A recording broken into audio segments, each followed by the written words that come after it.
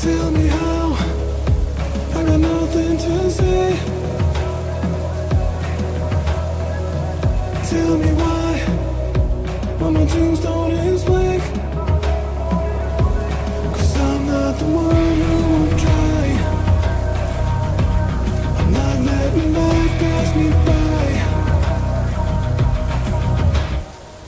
And tell me when the days are less gray. And tell me where is the road to less pain. How many days before I decay? It's getting so hard to get by. Where are all my trophies in life? And he hated the way he was dying, but the moment he turned on the light, he became what he dreamt of at night when he was young and hungry for life. Set to sail to a place I can't say.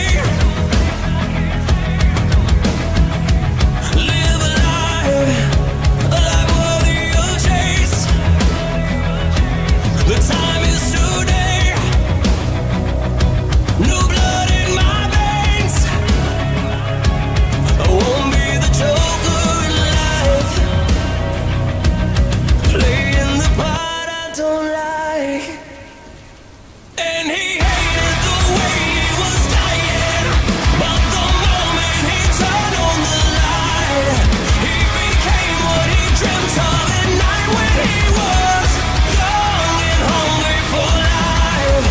And he hated the way he was dying, but the moment he turned on the light, he became what he dreamt of at night when he was young and hungry for life.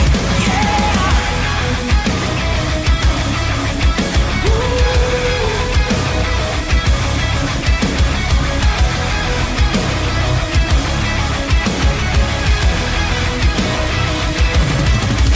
And he hated the way he was dying, but the moment he turned on the light, he became what he dreamt of at night when he was young and hungry for life.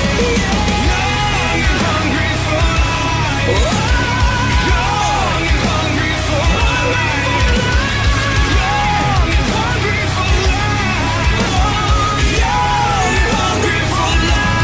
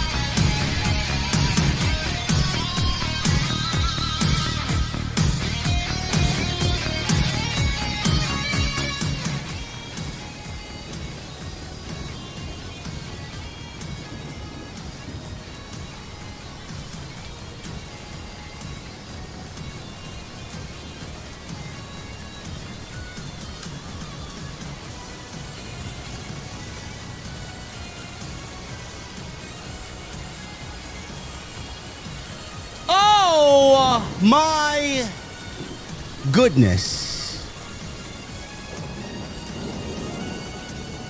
The tone of the intro already, man. I'm just I'm just disappointed. Not shocked. I am not surprised that we were left disappointed. But I'm still feeling disappointed. Now, I know this is probably going to cause some chaos on social media and the fucking Fed bots who once a year come out of their caves, I'm sure will be in my mentions and in my comment section. Are we supposed to glaze the show because the Fed bots and everybody else is going to rant and rave how great of a show this was, how fun of a show this was, how thumbs up of a show this was? When you have a SummerSlam card on paper for night one that is a lot better than what WWE has done all year and it still disappoints, what makes you think tomorrow night is going to be better than what they did tonight? Ladies and gentlemen, we're going to talk SummerSlam tonight, and a very disappointing one for night one. We're going to the beer garden. It's early, and the drinks are ice cold. So on this Saturday night, I want to know, what the fuck are you guys drinking? I'll see you over there.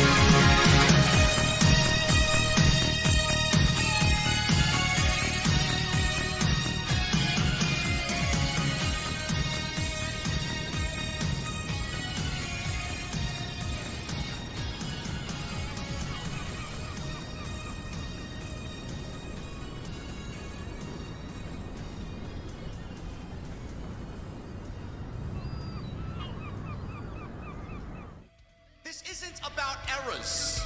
It also isn't about excuses. WWE has failed creatively. AEW has failed fundamentally. So why did Triple H lose the plot?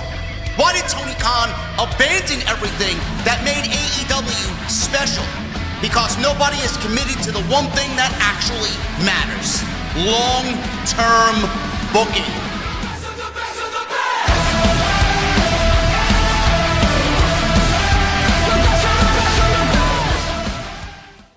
What is going on, guys? Thank you so very much for joining me right here on Off the Script. This is your SummerSlam 2026 Night One post show for your August 1st, 2026. I'm your host, JD from New York, as always, coming to you live from the OTS Beer Garden. Thank you guys so very much for joining me on this Saturday evening, wherever you may be.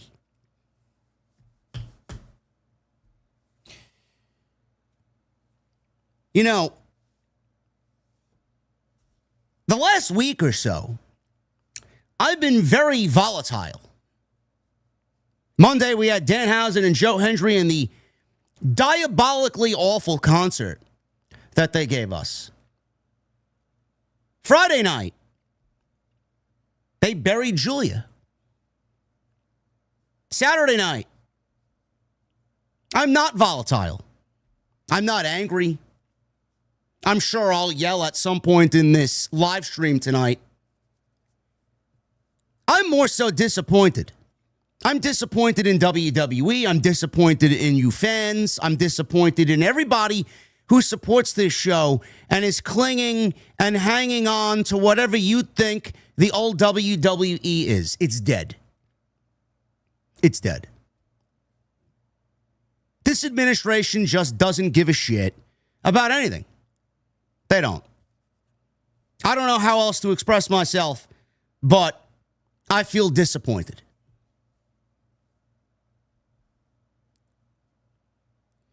Triple H wanted to make this show better than WrestleMania. He knew, we knew, everybody knew, even though they boasted about how big their numbers were and how many people watched and how many tickets they sold and how much revenue they had for the live gate for WrestleMania this year. The card was underwhelming. I think that is a common theme with everybody. The card was underwhelming. Night one was fucking awful. Night two was largely very good. Spearheaded by CM Punk and Roman Reigns. He wanted to make up for WrestleMania. Card was underwhelming. The overabundance of advertisements and commercials and short matches. I mean, it was just a recipe for disaster. It really was. Every single human being with blood pumping through their veins complained about WrestleMania in every aspect. It was a terrible viewing experience. The soul and the essence of the show was killed. It's all commercialized. There was nothing wrestle about WrestleMania. He knew he needed to come out for SummerSlam, which is what they brand as the WrestleMania of the summer, the biggest party of the summer. He needed to put his best foot forward. One of the matches that he announced was Oba Femi and Brock Lesnar Part 3 inside Hell in a Cell. Then we got Seth Rollins and Roman Reigns, which would have been the WrestleMania main event this year if Rollins didn't get hurt at Crown Jewel last year. And then we get CM Punk and Cody Rhodes. Legitimately the biggest match that WWE can put on right now that's not Rock and Roman. It's the biggest match they got at their disposal, which was also supposed to be a WrestleMania match this year. But once again, Seth Rollins got hurt at Crown Jewel, and plans for everything fell apart because of one man's injury.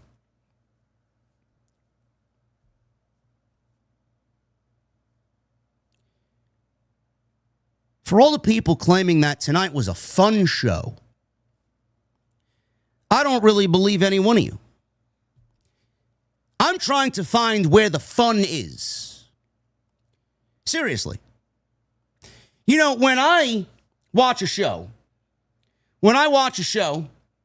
as much as we watch Monday Night Raw and Friday Night SmackDown week in and week out, week after week, month after month, and you're constantly beaten over the head with how awful the show is and how awful the writing is and how this don't make sense and that don't make sense and a bunch of nothing happening.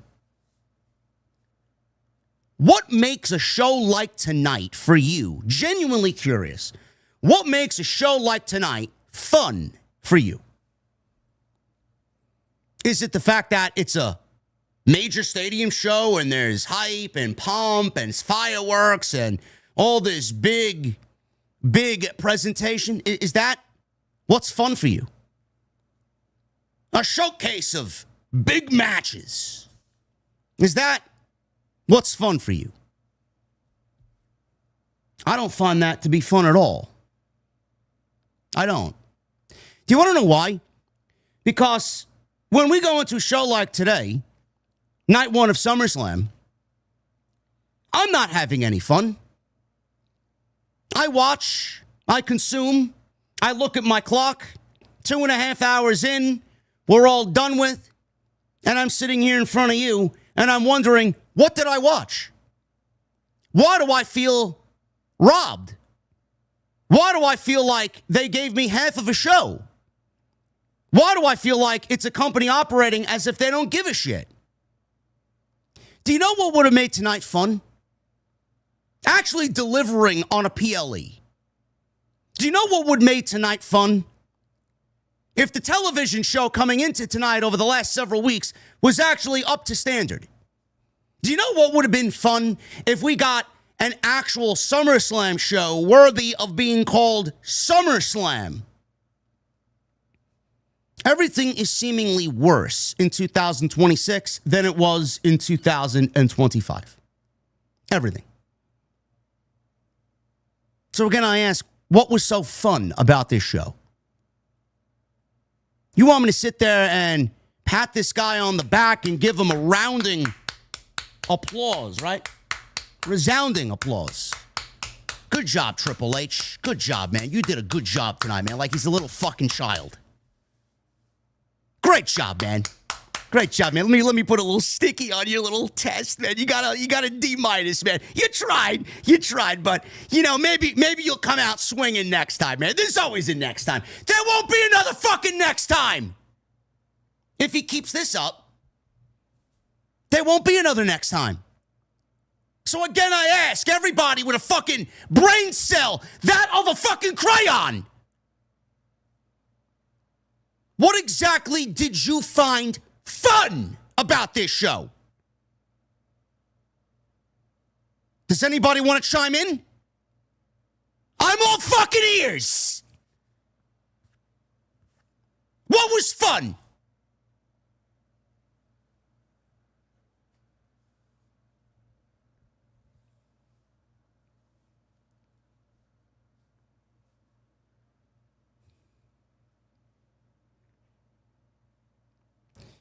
The weekly television shows are so fucking terrible. The weekly television shows mean absolutely nothing. That when we get into a PLE, and this may be a product of the fact that they're on a streaming service and they're not really charging people like Tony Khan is charging $40 to $50 for an AEW pay-per-view. This is where Tony's mentality of needing to deliver comes in. And I might not like what he's doing right now, but this is where Tony's mentality of delivering on pay-per-view always comes in, because he knows that when people are paying good money for pay-per-view in 2026, which is an outdated concept when everybody's on streaming, he always delivers. Does he sometimes over-deliver? Yes. But you can't sit there and say that AEW doesn't deliver. He tries his best to give you what he feels is your money's worth. For everybody that said this show was fun, WWE is nothing but a raging disappointment. From top to bottom, in every aspect. If you are going to deliver television shows the way that you have been delivering television shows for basically all of 2026, your PLEs need to over-deliver. They need to over-deliver.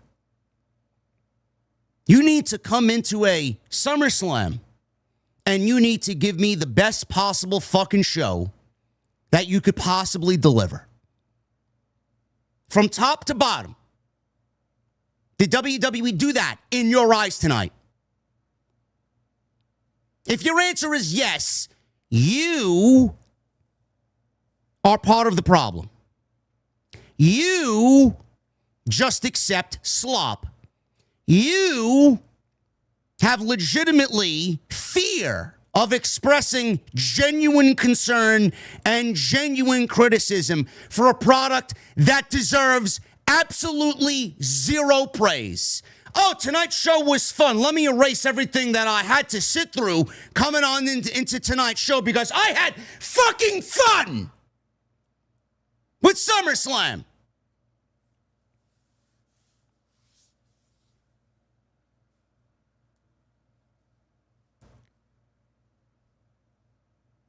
They don't know how to deliver. They don't know how to deliver on a PLE. Their PLEs are just Monday nights and Friday nights disguised as ESPN and Peacock specials. That's all they are. There's nothing premium about these shows. How can you sit there and claim that SummerSlam was everything it needed to be when we only got 6 matches and we were in and out in 2.5 hours? 6 matches? I would understand if you watch SummerSlam of yesteryear and you got 9 matches and you were in and out in 3 hours. Vastly different time period to be watching pro wrestling compared to 2026. At least they fucking tried. How can you sit there and claim that SummerSlam delivered on everything it needed to deliver tonight, which on paper was the better of the 2 nights? And they still came off disappointing. How do you expect them to actually have a great show when the television coming on in was as fucking terrible as terrible could be? You come in cold, you're going to leave ice cold. You're going to come in with nothing, you're going to leave with nothing. It doesn't matter what they do or what they say.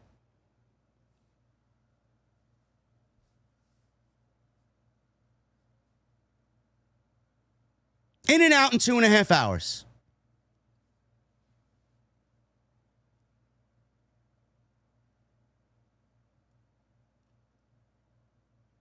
I wouldn't even say that tonight was better than WrestleMania Night 2. And WrestleMania was largely fucking terrible. Night 2 saved the entire weekend for WrestleMania. Night 2 saved the entire weekend. Legitimately, you look at Night 2 of WrestleMania. Seriously, you look at Night 2 of WrestleMania. We got that first Oba and Brock match. Everybody was kind of tickled with excitement because it was the first match between those two. Las Vegas was as hot as they were all weekend for the 4 minutes and 25 seconds or whatever it was for Oba and Brock. It was impactful. It was exactly how everybody expected it to be. And we got the right outcome. Then we had the ladder match. Remember that? Penta defending the he defended the Intercontinental Championship in a match with Javon Evans, J.D. McDonough, Dragon Lee, Rusev, and Rey Mysterio. Remember that? I do. They went almost, 15 minutes? The ladder match for the Intercontinental Championship at WrestleMania was better than everything on tonight's show. Trick Williams and Sami Zayn, Finn Balor versus Dominic Mysterio, Rhea Ripley and Jade Cargill even had a good match, and that says a lot when I'm praising a Jade Cargill match. Everybody thought their Clash in Italy match was better. I did not. I stuck to my opinion, and I said their match at WrestleMania was better. And then we got Roman Reigns and CM Punk, which, I mean, by all accounts, was better than legitimately everything on this show. So again, I ask, when you compare it to WrestleMania, and Triple H was reportedly wanting to make this show better than WrestleMania, and it didn't deliver better than WrestleMania, what would you like me to say?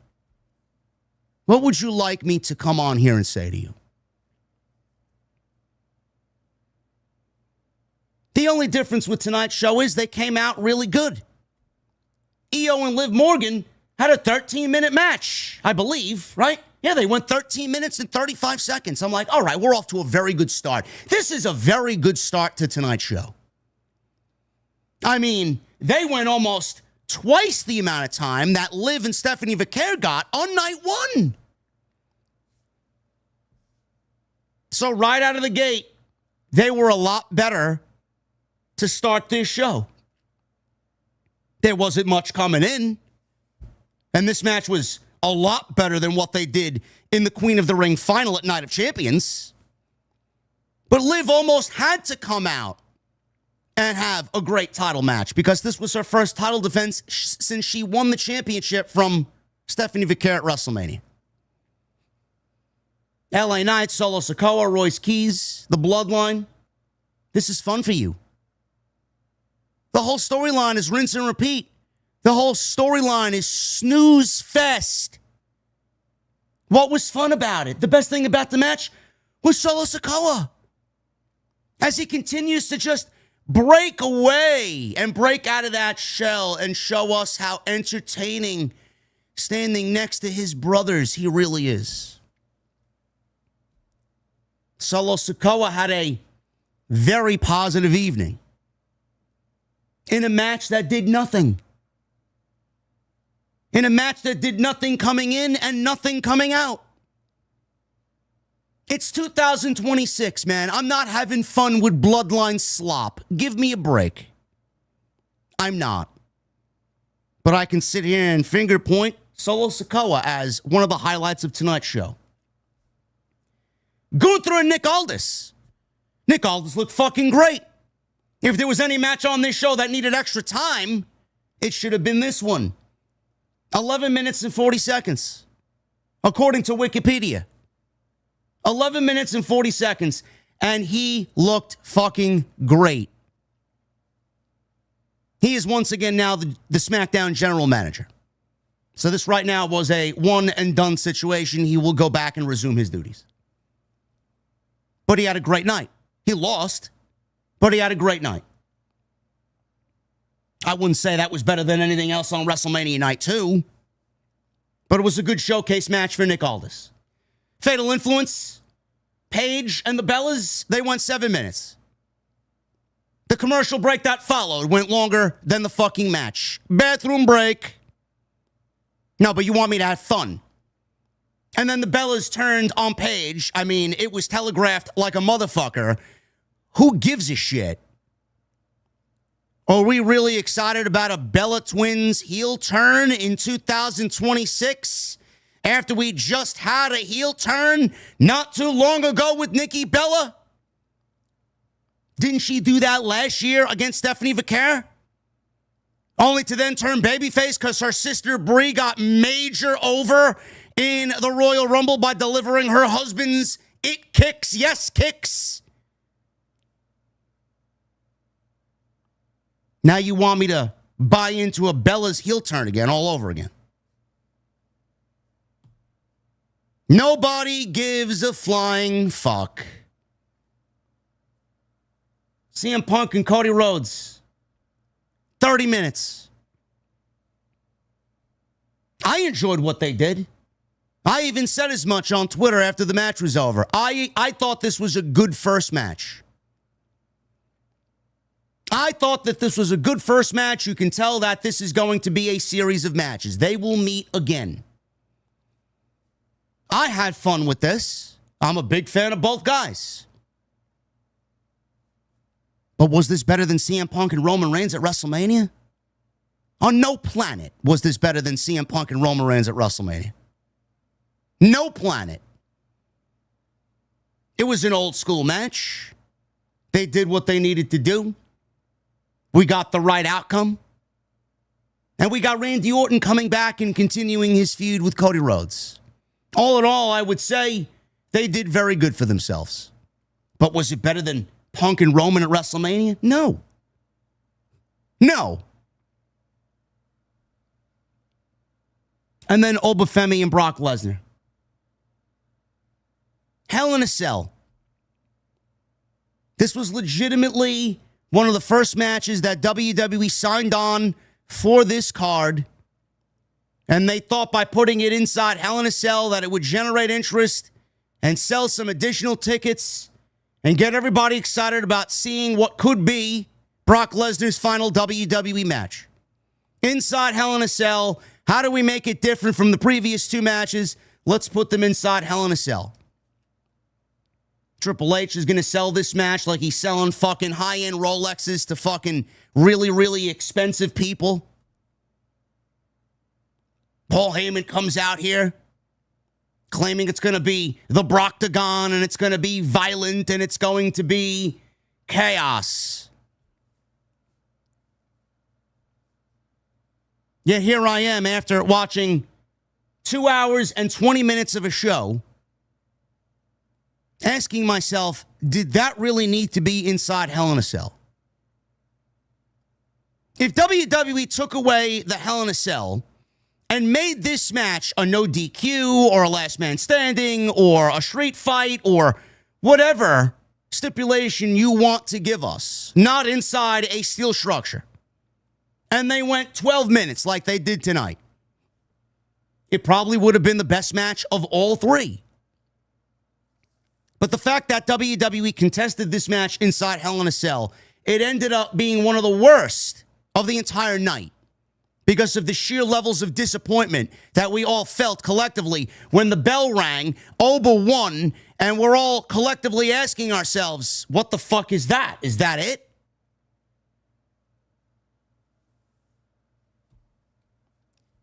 So again, I ask, where are you having fun with a company that showed you they are not capable of having fun coming on in here?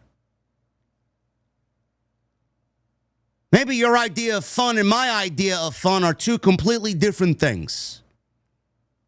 I didn't have fun with this show. That doesn't mean I thought it was a fucking terrible show. But if you aren't disappointed in what we got tonight, man, you are more than part of the problem. More than part of the problem. If WWE is going to be as lazy as they have been with their television shows, they need to come out and give us absolutely blow away shows for these PLEs. This was not. I don't know how it could be going 2 hours and 30 fucking minutes. I don't know how it could be when you give us 6 matches, half of which could have been contested on fucking Monday night or Friday night. I don't know how that could be when the first thing that we see is a Wingstop ad twice in the first 5 minutes. Did you guys know that tonight's sponsor was Wingstop? Did you guys know that tonight's sponsor for the 6-man tag team match with the Bloodline was sponsored by Gears of War? Did you know that tonight's sponsor for Gunther, the ring general, against Nick Aldis was the General Car Insurance? Did you guys know that tonight's Cody Rhodes and CM Punk match was sponsored by Street Fighter, as we were bombarded with Street Fighter imagery and Street Fighter advertisements and trailers up and down?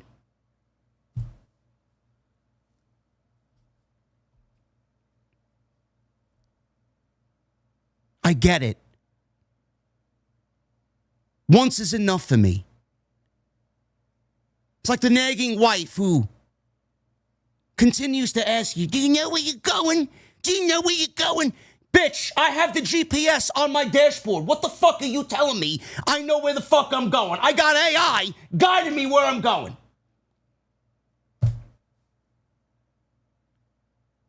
And you don't even need AI. You don't even need GPS. Once you get in the mindset of finding something familiar or seeing something that kind of sticks out, you know you're going in the right direction. No, I gotta be bombarded with fucking Street Fighter ads for fucking 15 fucking minutes before the goddamn World Championship match takes the fucking ring.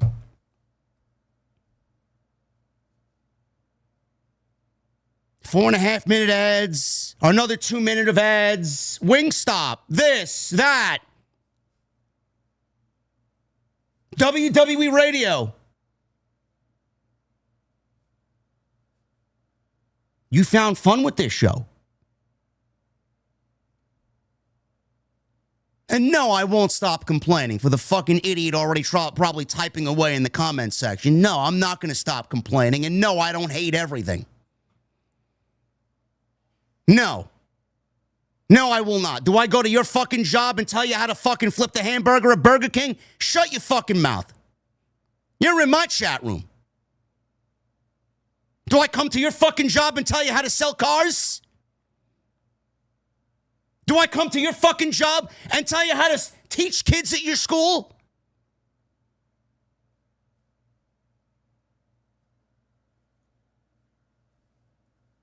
No.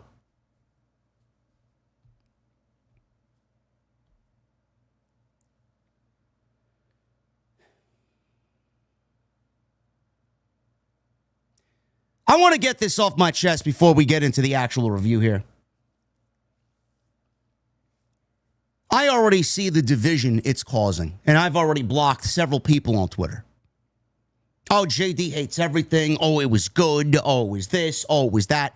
Motherfucker, you missed my point completely, as usual, because nobody fucking comprehends and nobody has the ability to read. If you are not upset, if you are not frustrated, if you are not disappointed, I find you to be fucking weird. I do. I do. It is a natural thing to be given something and shown advertisement for something only to be let down. Every single time I see a band or a television show or whatever it may be, a video game, claiming that this is going to be the biggest and best, or one of my band, oh, this is going to be the heaviest album we've ever put out. And it's like, fucking, I listen to it, I'm like, what the fuck were you people thinking sitting in a music studio and putting this shit together? Or a television show saying this is going to be the most epic season of all. And then you're sitting there and you're watching and it's like, bro, the best thing about this series ending is the end credits.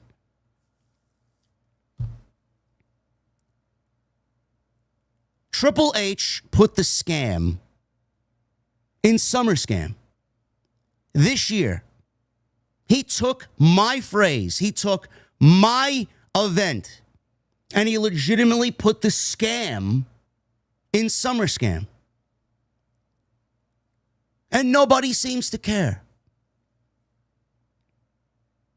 All Triple H did was put Oba and Brock, match number 3, behind one of the most unique, once upon a time the most unique, one of the most vicious, once upon a time the most vicious, one of the most brutal, once upon a time the most brutal, matches that the company has ever created. A match that served as finality for a feud. A match that was created for two individuals or multiple individuals, depending on which Hell in a Cell you actually watched. Created a match for two individuals that served as a battleground for anything goes. This is it. Let it all out. Let it be the end. Blood, violence, gore. A scene for situations that you usually don't see on WWE television.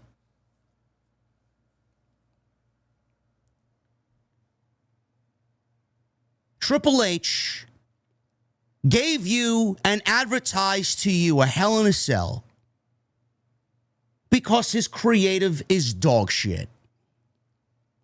He used you and used you for your excitement, your emotion, or anything else that comes with that. He used you for your money. He used you for your interest. And he used you as a human being. He used you as a human being as worse as a fucking prostitute on Pacific Avenue in Atlantic City. This guy legitimately whored you out and sold you something and didn't deliver. He put two guys,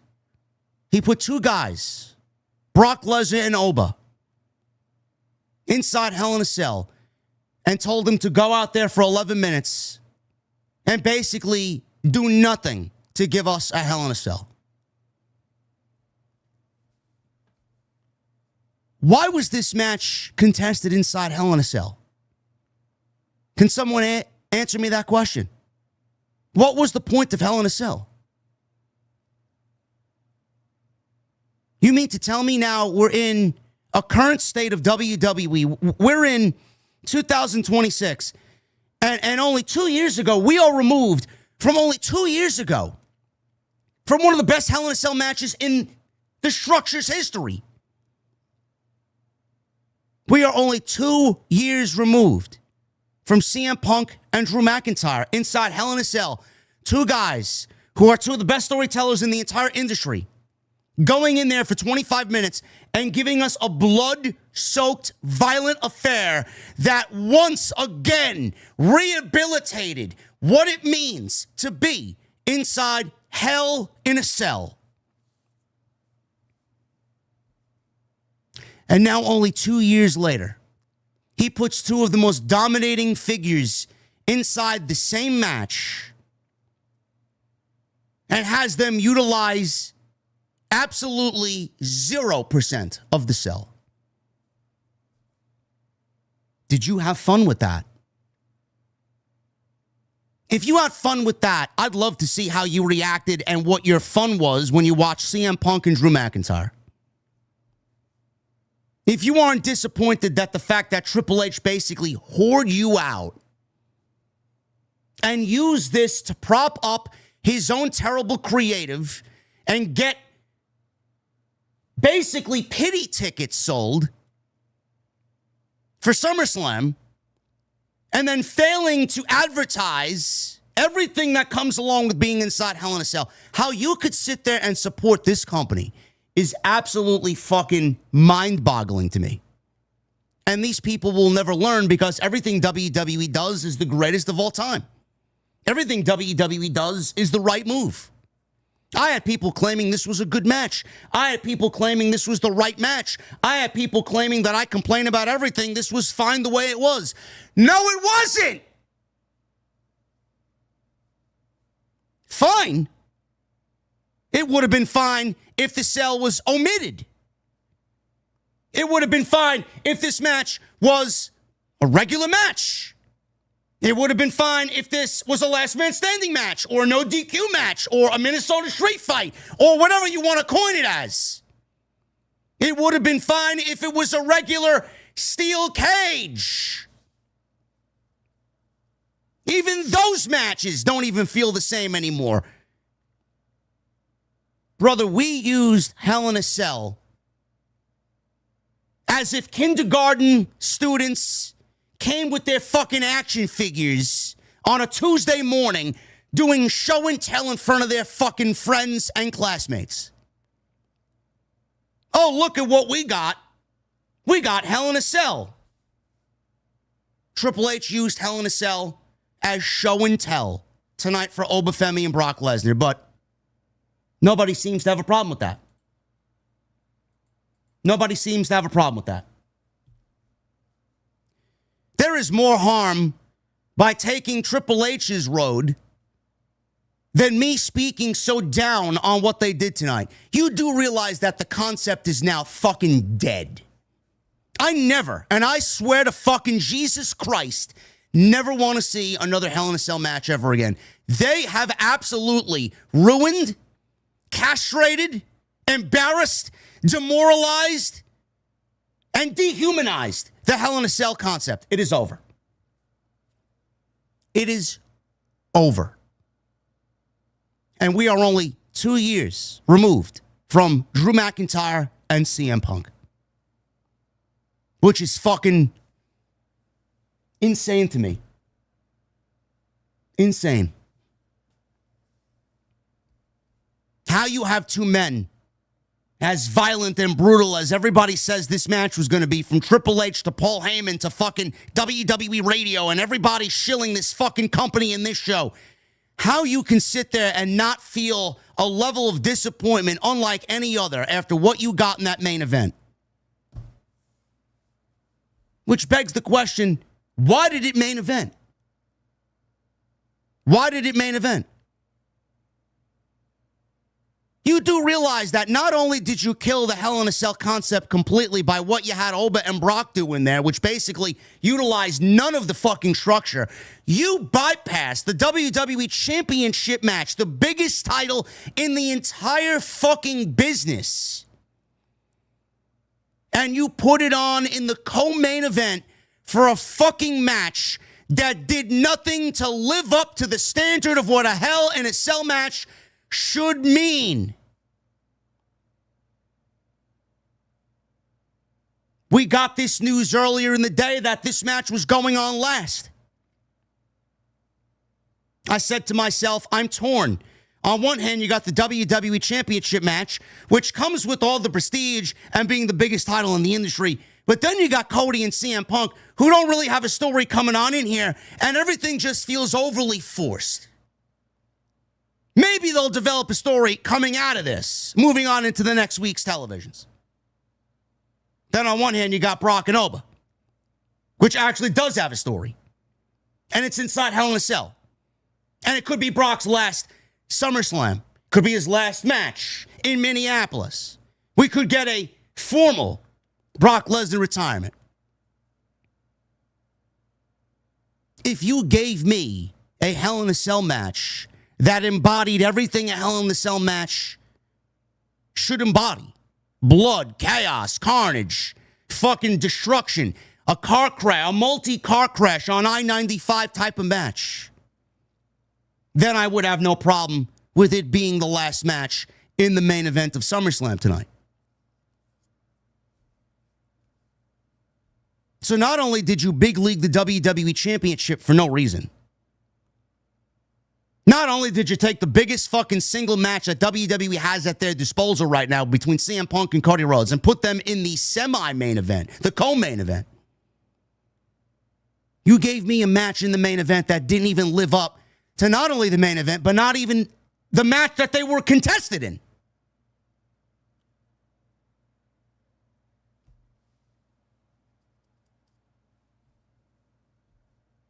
And no, I don't want to hear about WWE being on Wall Street and TKO and this and that, and they can't do this and they can't do that, and Brock Lesnar's 49 years old and he can't bump and he can't do this and he can't bleed and he won't do this and he won't do that. Then don't fucking do it! Then don't do it!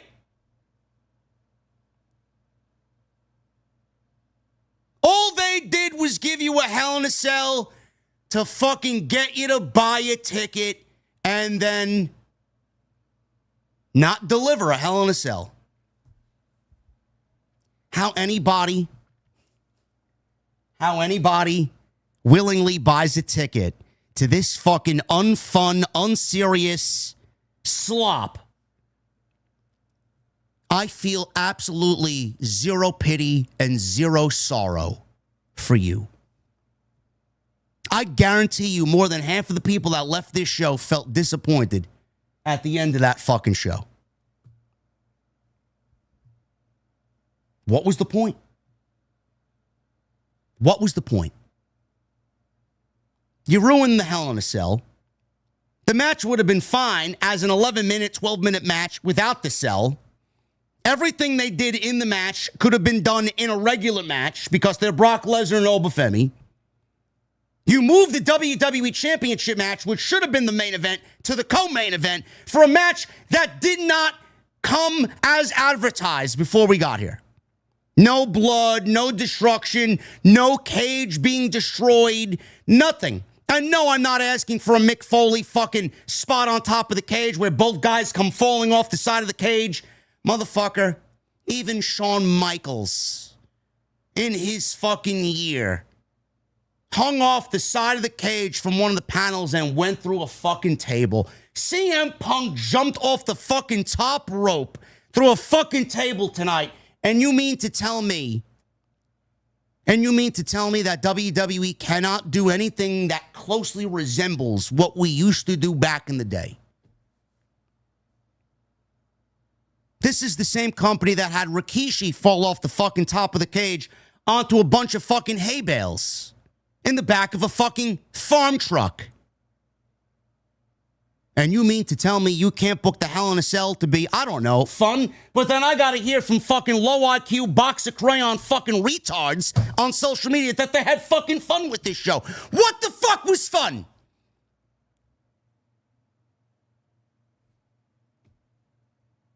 All I see is a company that is a shell of its former self.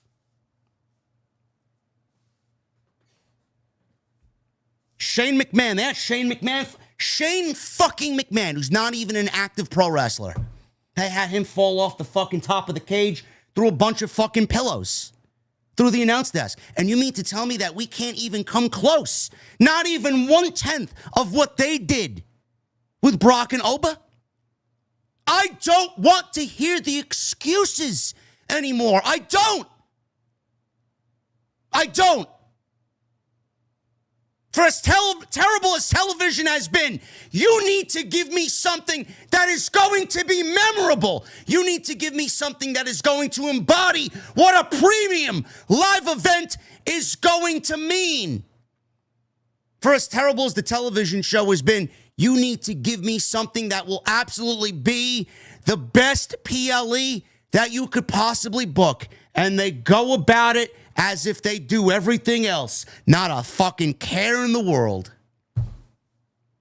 As long as they got the General and fucking Taco Bell and Wheatley's and fucking Street Fighter and Wingstop and MaxiPad and the General and whatever else, Domino's, whatever else, DiGiorno, whatever else they want to fucking advertise and throw in your face. They'd rather throw that in your face than give Gunther and Nick Aldis an extra 5 minutes in the ring.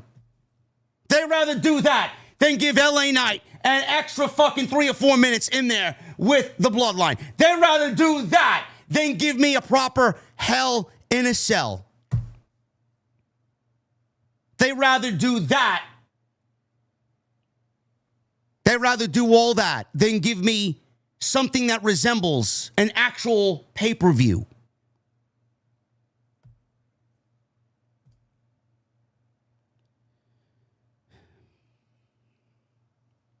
Bro, this entire sport is so disheartening.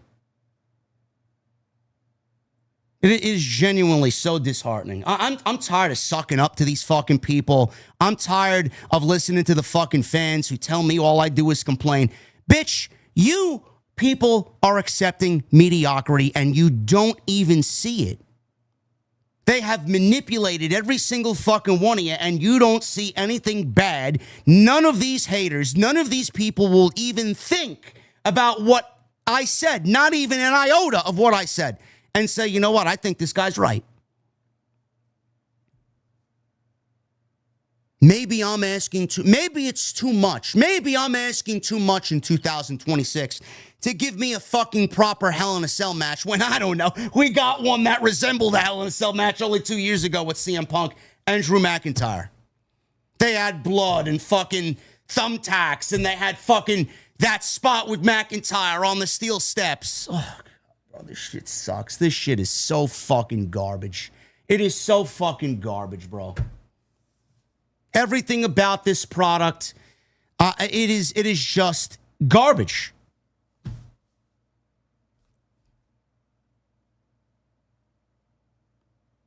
And outside of the usual suspects who are very open and honest, you won't hear a fucking peep about any of this stuff from anybody. They'll be like, oh yeah, it didn't resemble a Hell in a Cell. Oh yeah, it wasn't needed, and move on to the next thing.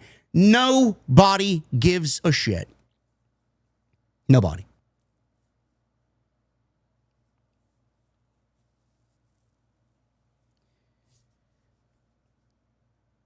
We're living in a day and age where WWE gives us very little.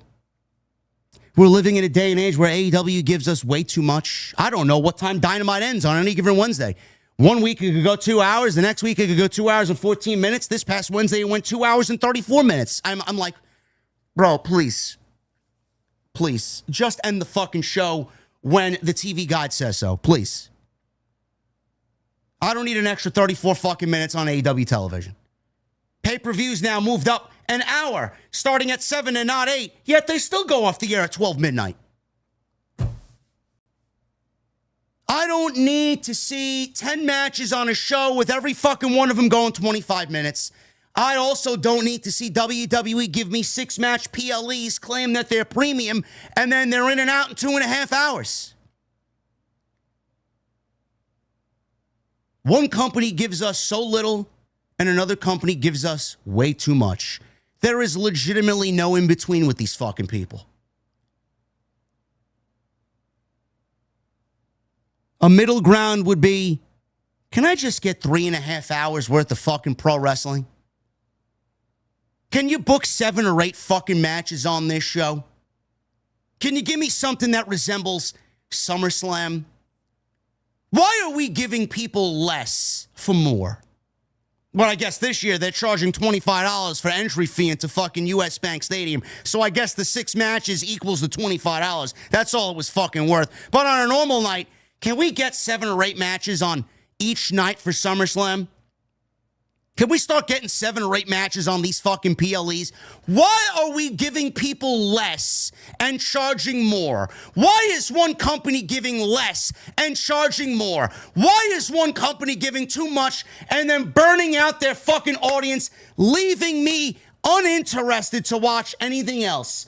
I want to enjoy my pro wrestling. I want to have fun with my pro wrestling, but both companies seemingly can't get the recipe right.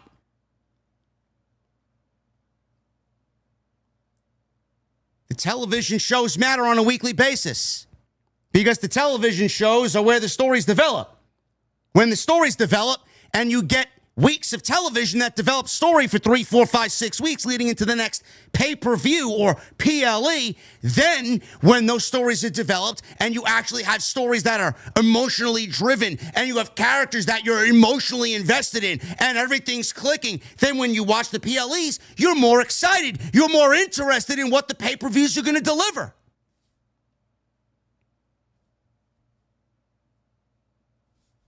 Am I speaking a foreign fucking language? We don't get that over there. We're not getting it over here. Now, 6 matches is enough. Now, 10 matches is enough. If it's up to him, he'll do 12, 13. Television is important to tell stories. Every week, it's the same fucking thing. No stories, random matches, pay-per-view leads to nothing with random matches. And in WWE's case, they love to gaslight their fucking audience. Yeah, we'll give you a Hell in a Cell and then not deliver. We'll book the biggest match that we got at our disposal, and it'll be overly forced. Our women's division is in fucking shambles, but we'll give you IYO SKY and Liv Morgan. Liv Morgan, by the way, who hasn't defended the championship in over 110 days. Everybody loves the Bloodline. Meanwhile, the only people that we give a shit about in that entire storyline is LA Knight and now a renewed Solo Sikoa.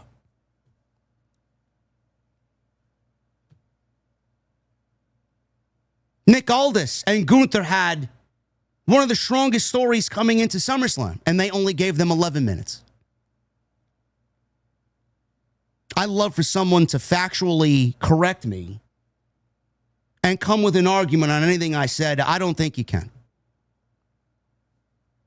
Tell me when I'm telling any sort of lies or if I've given you any misinformation.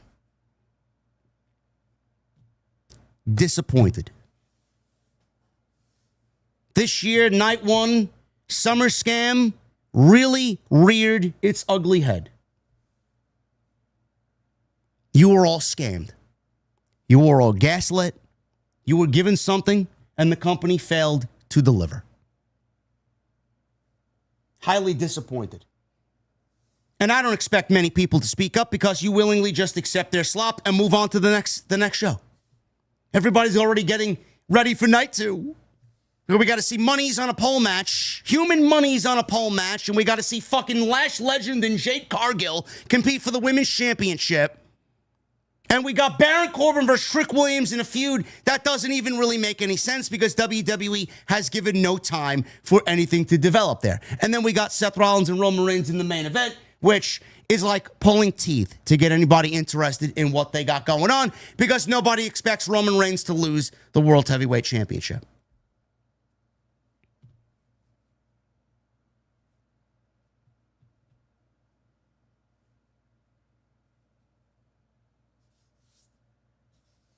I don't know. Maybe I just want too much. Maybe I just ask a little too much of my pro wrestling. I don't really see what the big deal is. I don't see where I'm asking for too much in anything that I complained about here. Yet everybody's going to come at me and say, JD hates everything. Bro, the company hates you. The company legitimately hates you. What they gave you tonight is a company that hates every single one of their fans and doesn't give a fuck what you want or what you think. It is time for you to open your eyes to that last statement. Because everything that they did tonight was basically give you the middle finger. I'm not asking too much. I'm not asking too much. I'm asking for a Hell in a Cell match that delivers on being Hell in a Cell. If you think that's too much, mudslide, you can fucking suck my dick and get the fuck out of my chat. And if that was said in a serious way and not sarcastically, you can get the fuck out of my chat. Seriously. We're looking into night 2. On paper, night 1 was the better show, and it disappointed. What makes you think night 2 is going to be any better? What makes you think night 2 is going to be any better? This show failed to be better than WrestleMania Night 2 on a WrestleMania in Las Vegas for a second year in a row that was critically shit on. Triple H is already batting from behind. We're going to get into this show tonight. I appreciate you guys being here on this Saturday night. We got 5,100 people in here for this year's SummerSlam 2026 Night One post show right here on Off the Script. Follow me on social media at JD from NY206, Twitter, Instagram, TikTok, and Cameo. Hit that subscribe button down below. Turn on the bell for notifications. Make sure you guys go and check out all the great content on the channel. Plenty of it. Bro, I woke up today, and I usually just kind of post and move on. I uploaded my Danhausen rant, or a portion of my Danhausen rant, on TikTok, and I left it there. When I last looked at it, it was at like 48,000 views, which is good. It's good for my channel. I only got like 29,000 followers on TikTok. Bro, when I woke up today, I went to TikTok to go see my analytics because I was going to post another rant about Julia getting buried on Friday Night SmackDown last night. Bro, we have near 700,000 views on my Danhausen rant. I guess good old JD went viral, huh? Somebody definitely saw that. I am on Instagram. I am on TikTok. Go check me out on those platforms. We're growing there every single day, slowly but surely. You're going to get the truth and nothing but the truth coming off this podcast. And if you don't like it, tell me in the comments section to go watch something else or stop watching altogether, man. Blocked as quickly as I could fucking breathe. It's my latest thing, man. Everybody, don't watch. Don't like, don't watch. Blocked. Goodbye. Deleted from existence. I want nothing to do with you. We're also on Patreon. I want to shout out my patrons. You guys killed it last night. Right now, we are rocking and rolling over there. We uploaded what was once upon a time SummerSlam match review series, classic SummerSlam watch-alongs. We got SummerSlam 2013 with Brock Lesnar and CM Punk. Once upon a time, SummerSlam legitimately felt like SummerSlam. Nothing on this show even came close to that. So we're doing that. We're also uploading legacy off-the-script content that is nowhere to be seen anymore. We're uploading that all over there on Patreon. So make sure you guys go and do that. Also, monthly Q&As. Patreon.com/JD from NY206. Tonight, hit that thumbs up.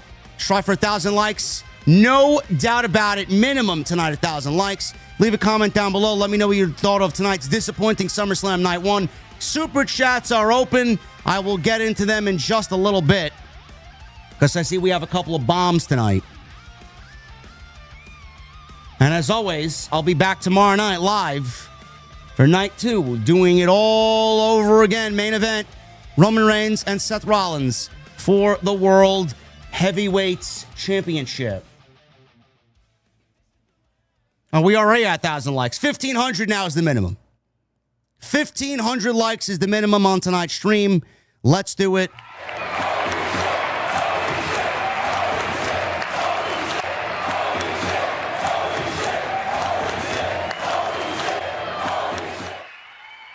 We got a $100 super chat from my guy Cam G.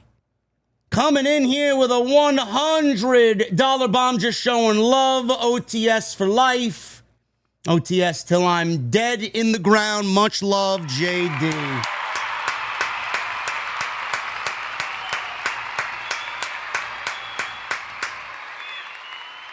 Cam G, thank you, brother. Thank you for being here as always, my friend. You are a VIP for life. No doubt about it. Cam G, thank you, brother. Keep that energy up. We're going to get into this review right now. Super chats, like I said, are open. No wheel tonight. If you guys want to donate and you guys want to super chat, all up to you. Completely up to you. No wheel tonight. We'll resume the wheel on Monday.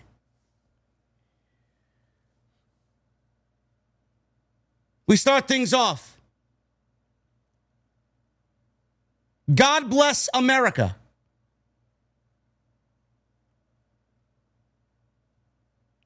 God Bless America today was sung by Vaughn Evelyn. Now, funny story, I was legitimately in my kitchen making an espresso tonic. Pulling my shot of espresso, getting my nice nugget ice from my new Govee Ice Maker Pro. Best thing I bought all year. Making my espresso tonic, I hear these screeching tones coming from the living room. And I'm like, God, that sounds awful. And I look up and I see this young woman in the ring. I stop what I'm doing. I leave my espresso tonic on the kitchen counter. I walk into the living room. I see the tail end of God Bless America being sung. And I'm like, holy shit, was this one of the worst renditions I've ever heard in my entire life? Poor young girl. What a terrible showcase. I come to find out that this is Triple H and Stephanie McMahon's daughter.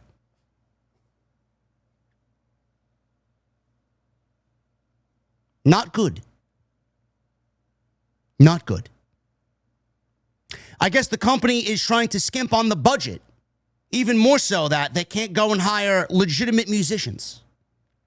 And they got the boss's daughter. Chief Content Officer's daughter. Singing God Bless America. Not only do we refuse to give our pro wrestlers legitimate entrance music to enhance their presentation and maybe build some good rapport with the audience to pro wrestler.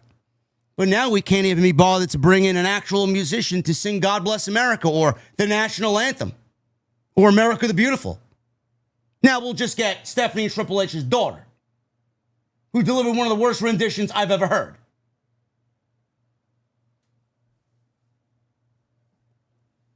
Start things off. IYO SKY challenges Liv Morgan for the WWE Women's World Championship. This match went, according to Wikipedia, 13 minutes and 35 seconds. This was not bad. In fact, I thought this was better than a lot of the women's matches coming off of Monday Night Raw all year. I thought this was a lot better than their match that was contested at Night of Champions as the final of the Queen of the Ring tournament. And it almost needed to be good because Liv Morgan hasn't had a title defense since she won the title from Stephanie McMahon at WrestleMania. I thought Liv looked really good here. In ring. She always looks good, period. But I thought she looked really good in ring. I thought IYO looked really good in ring. I thought they both worked incredibly well together. You know, one thing I noticed and maybe I'm alone in this. Maybe you guys feel the same way. A lot of the pro wrestling that you see today, and I'm not asking for this all the time, but a lot of the pro wrestling that you see today, they come out and they want to fucking rev up the gears, going 100 miles an hour in the first couple of minutes. We're seeing big moves, high-risk moves, death-defying moves, fucking moves that you would see at the tail end of a match being done in the first 2 minutes. This is why I appreciate what CM Punk and Cody Rhodes bring to the table. Do you see the way that they work their match? They work their match in stages. Starts slow, slowly builds up, and then you get to the climax at the end where you're hitting your finishers and you're hitting your big moves and you're taking the high risks. Some of these matches, they go all in for 13 minutes and nothing ever slows down. There's no in-ring psychology. There's no thought process to it. It's just big move after big move after big move after big move. Now, I might be alone in that. That might be my old age showing. Maybe you enjoy your pro wrestling that way. I don't. I do to an extent, but not every fucking time. All in all, I thought what these two ladies did was very good. Now, this match went double the amount of time that Stephanie and Liv went at WrestleMania. So we were already off to a much better start. We got 2 Wingstop ads in the first 5 minutes, but we were already off to a much better start. So they come right on out. They are going big blow for big blow. They fight out of the ring. IYO, she takes the Liv Morgan with a big forearm. IYO tried to set up a moonsault off the ringside barricade. She actually was assisted by green shirt guy who was conveniently sitting next to Chris Van Vliet. Boy, they must have gave those tickets away tonight, huh? They wanted everybody in attendance. Morgan tripped her up, and she hits the barricade hard. Morgan hits IYO with a shotgun dropkick back in the ring. She starts stomping away at IYO. Morgan gave Sky a 3 amigos, followed that with an enziguri. Morgan backs Sky into the corner, executes a big running knee. Double stomp. Both women are down. IYO comes back with a big double stomp. And like I said, both ladies are down. A little bit of a breather here. IYO's now on offense. Starts working on Liv Morgan's arm over the top rope. She goes up top, hits a missile drop kick. Bullet train in the corner follows. Liv Morgan tried to retreat to the outside. IYO follows her out there. Big sunset flip power bomb out to the floor. We go back in the ring. IYO goes up top for over the moonsault. All of a sudden, Roxanne Perez came out to distract the referee. Raquel Rodriguez, who is the new Intercontinental Champion after she beat Sol Ruca on Monday Night Raw, takes IYO off the top rope and flings her off the top rope and choke slams her down to the mat. IYO, she gets up. She sends Morgan over the top rope with a back body drop onto the Judgment Day ladies. IYO then goes to the top rope and hits a big moonsault onto everybody on the outside. Liv, IYO, and Raquel. Liv gets back in the ring. Morgan catches her as IYO gets back in the ring. She went up top, but IYO caught her with a big move on the top rope. So they're on the top rope, jockeying for position here.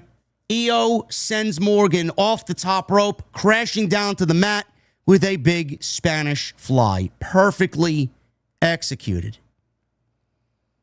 So they're in the middle of the ring. They get up. They got the boo and the yeah punches spot going, which I see more times than I really care for.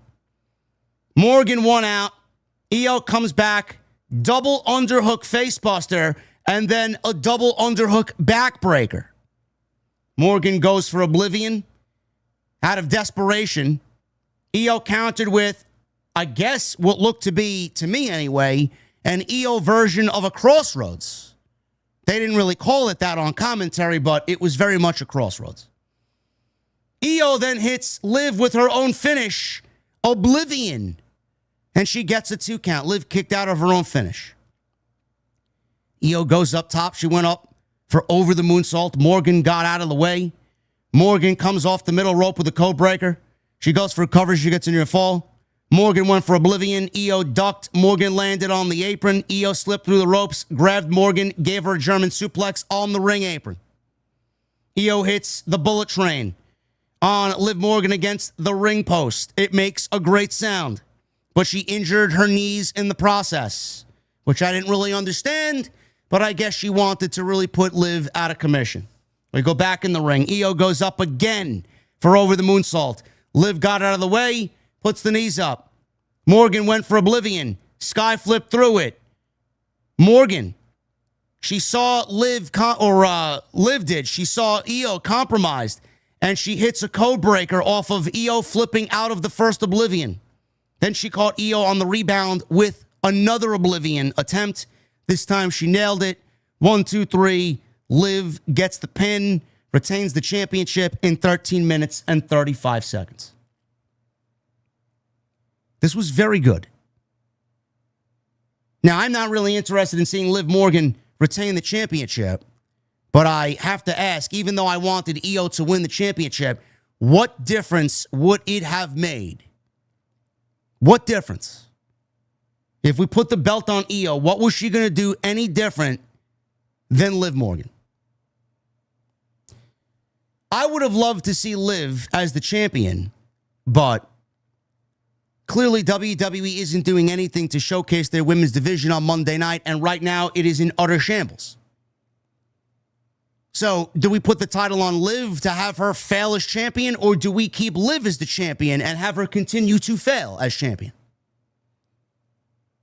I would rather that happen to Liv and not Io. That way, they can build up the Judgment Day with all these belts, and Roxanne's going to be the only one without a belt. At some point, I hope that Roxanne looking at Liv as the world champion and Raquel as the Intercontinental champion, and how very little they actually do care about Roxanne Perez because they're all about themselves. Hopefully, Roxanne Perez goes and wins Money in the Bank, which is my point. WWE has Money in the Bank. Triple H, mark my words. I said Liv losing the championship to Io would have given us Io versus Rhea at Crown Jewel. I thought WWE wanted that match, and that's the reason why Rhea Ripley didn't get stripped of the World Championship. Io versus Rhea, man, sign me the fuck up. Their match at Evolution last year was one of the best matches all year. I thought WWE had that kind of ingrained in their head. That's what they want to do. Scratch that. The reason why Liv Morgan retained the championship tonight is because Roxanne Perez is going to win the women's Money in the Bank. When Roxanne Perez is looking at Raquel Rodriguez and Liv Morgan both as singles champions on Monday night, and the fact that they care very little about where she is and her standing in the Judgment Day or her as a member of the Judgment Day, and that she doesn't have a championship, Roxanne Perez is going to win Money in the Bank, and she's going to cash in on Liv Morgan. That is the story that they are playing. That is Triple H's long-term goal here. So for all you Roxanne Perez fanatics out there, your girl is going to win Money in the Bank, and she's going to cash in on Liv Morgan. That happens in October. I don't know when Crown Jewel is going to take place. I think it's happening in Saudi Arabia, and I think it happens in the beginning of November. By that time, we may end up getting Roxanne Perez versus Rhea Ripley, if Rhea is still the champion. But that's what they're going for. That's what they are going for. It's the only thing that makes sense. So I understand that people are upset that Io didn't win the championship. But listen, I was a little disappointed too because I enjoy Io's work more than I do Liv, and I don't think Liv did anything with the championship. But you got to ask yourself, what is Io going to do that Liv has not? She'll probably end up holding the championship for another 100 days and not defending it. She didn't have a great title reign last year holding the championship before she lost it to Stephanie Vicaire at WrestlePalooza. So I don't really understand why everybody's upset with Io losing the match. There is no division. They weren't going to do anything with Io as champion anyway. At the end of the day, I think this may actually serve to be the better of the stories. Roxanne Perez is winning Money in the Bank. She's going to cash in on Liv Morgan.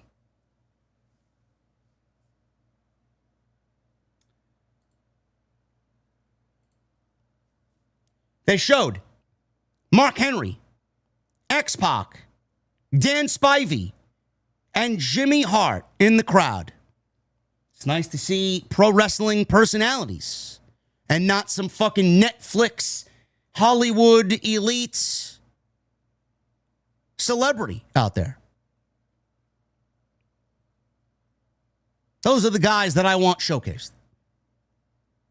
Give back to pro wrestling. Oh, she lost it to Naomi. That's right. She lost it to Naomi. I'm sorry. That's right. Yeah, what was Stephanie and Io for at WrestlePalooza? What was that?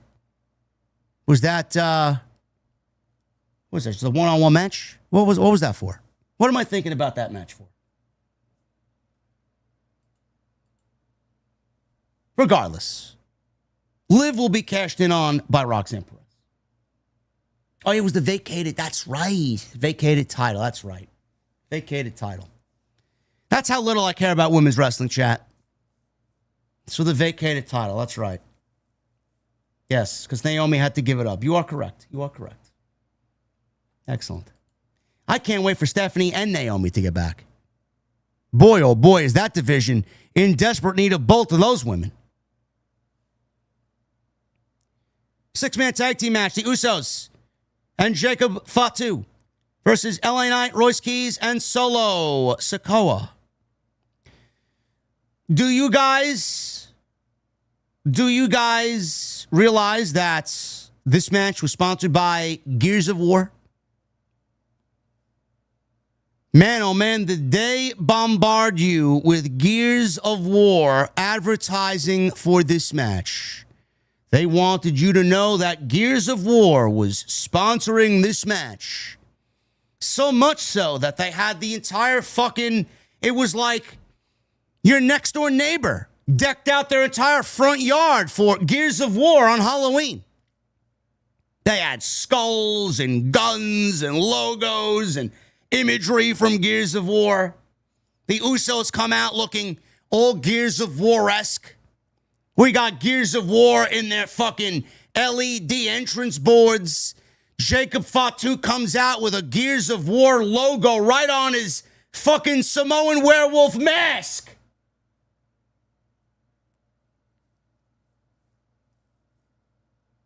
Does nobody think less is more? Seriously. Like, I didn't need all this extra shit. I didn't need all this extra imagery to get the point that Gears of War was sponsoring this match. All you got to do is have Michael Cole saying, and tonight's match is sponsored by Gears of War, exclusively on Xbox. Sign up and get the free beta. I don't even own an Xbox. But also fuck Sony at the same time.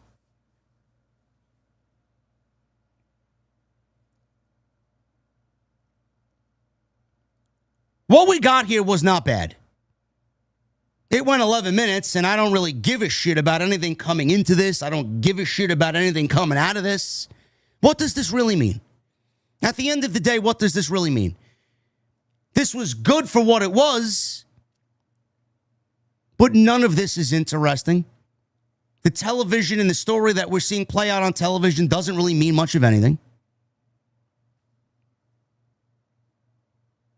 LA Knight was the most over guy in this entire match, as was Solo Sikoa. Bro, Solo Sikoa. Solo is quickly making me a fan of his work. The guy is fucking entertaining. He's got a lot of that Rock personality in him. where the other two brothers don't. You got one brother who is just kind of low-key, and Jimmy, he's just very, whatever. He's a very good promo. He can turn up the attitude when he wants. Then you got the other guy who's nothing but a fucking entrance merchant. Then you got Solo Sikoa, who's legitimately more charismatic than both of these guys combined. Both of his brothers combined. And he's got a little bit of that Dwayne "The Rock" Johnson in him. He's got a little bit of that entertainer in him. He's quickly making me a fan. He's funny. He's witty. He knows how to pop a crowd. He's sarcastic. He's got a lot of those key elements that really make him entertaining. So LA Knight and Solo Sikoa, everybody else is just kind of there. And man, oh man, did they fucking castrate Jacob Fatu. When Michael Cole used the word neutered in regards to Jacob Fatu on television after he lost 2 matches to Roman Reigns, boy, did they really mean that. Jacob Fatu doesn't even feel the same anymore. He's just there. He's a guy that exists. He's a guy in the bloodline. This guy's a future main event fucking top-level guy, and they got him doing henchman work in the bloodline. This match got started, and all 6 guys went at it. Knight's team went at it against the bloodline. Jimmy took out Royce Keys and LA Knight with a big dive. Solo and Jey Uso start going at it blow for blow. Solo eventually got the advantage on his brother. Solo then gave the sound guys the signal to run it back, and he starts yeeting. More people yeeted for Solo Sikoa than they did Jey Uso. Jey did the whole thing in the entrance, but when Solo ran it back in the middle of the match, he used it as a way to mock his brother. And Minneapolis, US Bank Arena, US Bank Stadium, came unglued with Solo Sikoa running it back. I legitimately laughed because I didn't really expect him to do that. When Jey Uso does it, I want to fucking just rip my eyes out. I thought this was great. Solo obviously was doing a little bit too much, and Fatu came in and dropped him with a Samoan drop. Fatu no-sold it, hit Solo with a super kick, and he follows that up with a senton. So Jimmy stomped away at Solo in the corner. The Bloodline are in control. They're working over Solo in their portion of the ring. We got legitimate chance at SummerSlam for let's go Solo. Let's go Solo. Fatu hits Solo with a hip attack in the corner. They did a little double instant replay in the corner. Fatu dropped LA Knight with a super kick, sent him out to the floor. He wasn't even in the match, but he dropped him with a super kick. Solo and Fatu clotheslined each other. Both guys ended up double down. Tags were made. In comes Royce Keys. And in comes Jimmy Uso as Jacob tags into Jimmy. Royce Keys planted Jimmy with a world's strongest slam. Mark Henry was sitting in the crowd with the rest of the busted open fellows. They were right behind Michael Cole all night. So shout out to Mark Henry for the world's strongest slam by Royce Keys. Jey runs in. He got a spine buster from Royce Keys. Fatu jumped in. He got knocked off the apron. Jimmy caught Keys with a multiple series of super kicks. Jimmy pulled Keys to the mat. He goes up top. Royce Keys followed Jimmy up. This took what seemed like forever. I don't know what the fuck was going on, but it looked like Royce Keys could not get his footing, and he couldn't get Jimmy the way that he needed to. So it took about legitimately 45 seconds for these guys to execute what they wanted to execute. And I'm not even sure if what they executed was what they wanted to execute. Royce Keys does a swinging power slam off the top rope, off the middle rope, to Jimmy Uso. LA Knight finally gets in as the legal guy. In comes Jey Uso. They go at it. Everybody's all into LA Knight. Babyface against Jey Uso. Fatu jumped in LA Knight knocked him off the apron. Knight, he dropped his big elbow for a near fall on Jey. Jey came back with his very lazy and half-assed looking spear.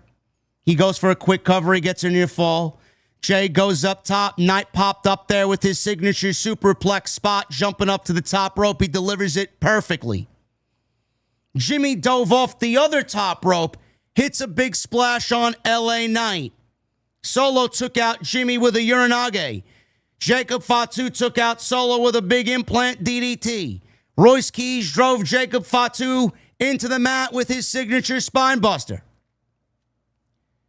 So Jacob Fatu and Royce Keys go out to the floor. Fatu charges at Royce Keys, who's hanging out by the timekeeper's area. Royce Keys, in a great-looking spot, power slammed him over the timekeeper's barricade and onto the floor outside, taking them both out of the match from this point on. Back in the ring, Jey hit Knight with another spear because that's all he knows. Jimmy comes off the top with another splash. That's all he knows. Knight kicked out at 2 off of Big Jim's big splash. Uso set up for 1D.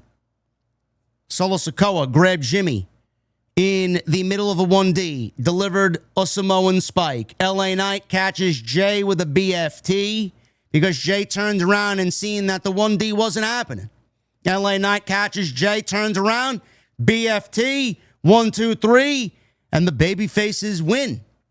This was theoretically babyfaces versus babyfaces because they haven't really labeled the Bloodline as a heel faction, but they do certainly act heelish. Don't know why anybody expects us to boo LA Knight, and right now, even Solo Sikoa. LA Knight, Royce Keys, and Solo Sikoa beat the Bloodline. They're going to need these little victories here and there, chat, because what you are watching is basically 6 men out of the 8 or 10 that will be involved in this year's War Games, which I am telling you right now, I am not looking forward to. If WWE gave you such a disappointing Hell in a Cell, what makes you think that they're going to book War Games any differently?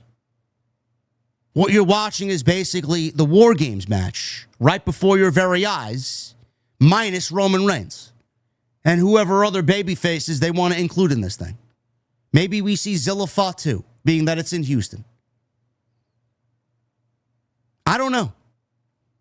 I don't know what to think about this. This was fine. It wasn't bad. But if you're asking me if this was a SummerSlam match in which I had fun, it wasn't bad. This fit more on a Monday Night Raw than it did on a pay-per-view. The story coming in is not interesting enough to make this a premium live event match. And that's the fact of the matter. Like LA Knight says, that's just a fact of life. Fact. This story is finished. It is not interesting. Nothing about this version of the Bloodline is interesting. Nothing about this Bloodline story is interesting. Yet WWE is asking me to invest my time and emotion into characters that I don't care about. If LA Knight isn't an odds-on favorite to win Money in the Bank this year, and maybe cash in on Roman Reigns, I don't know what the fuck we're doing. LA Knight is clearly just as over as he was 3 years ago. People aren't in a situation where they want to let go of LA Knight. Do you want to know why? Because LA Knight is the quintessential wrestler that the fans know has been held down by bad creative. He's the quintessential wrestler that they know, that has worked his ass off, that they continue to support every single week, every single month for the last 4 years, who they want to see get what he truly deserves. They're not going to let that go.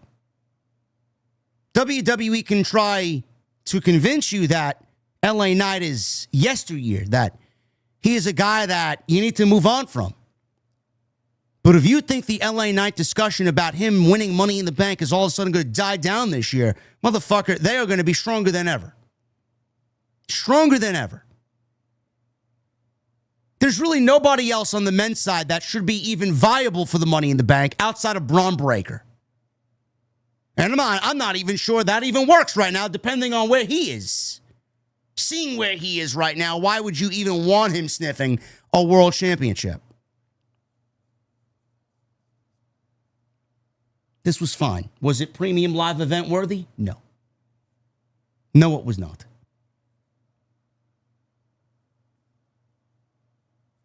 Gunther. He went one-on-one with a returning Nick Aldis. Nick Aldis. This is Nick Aldis' first match in 3 years. 3 years.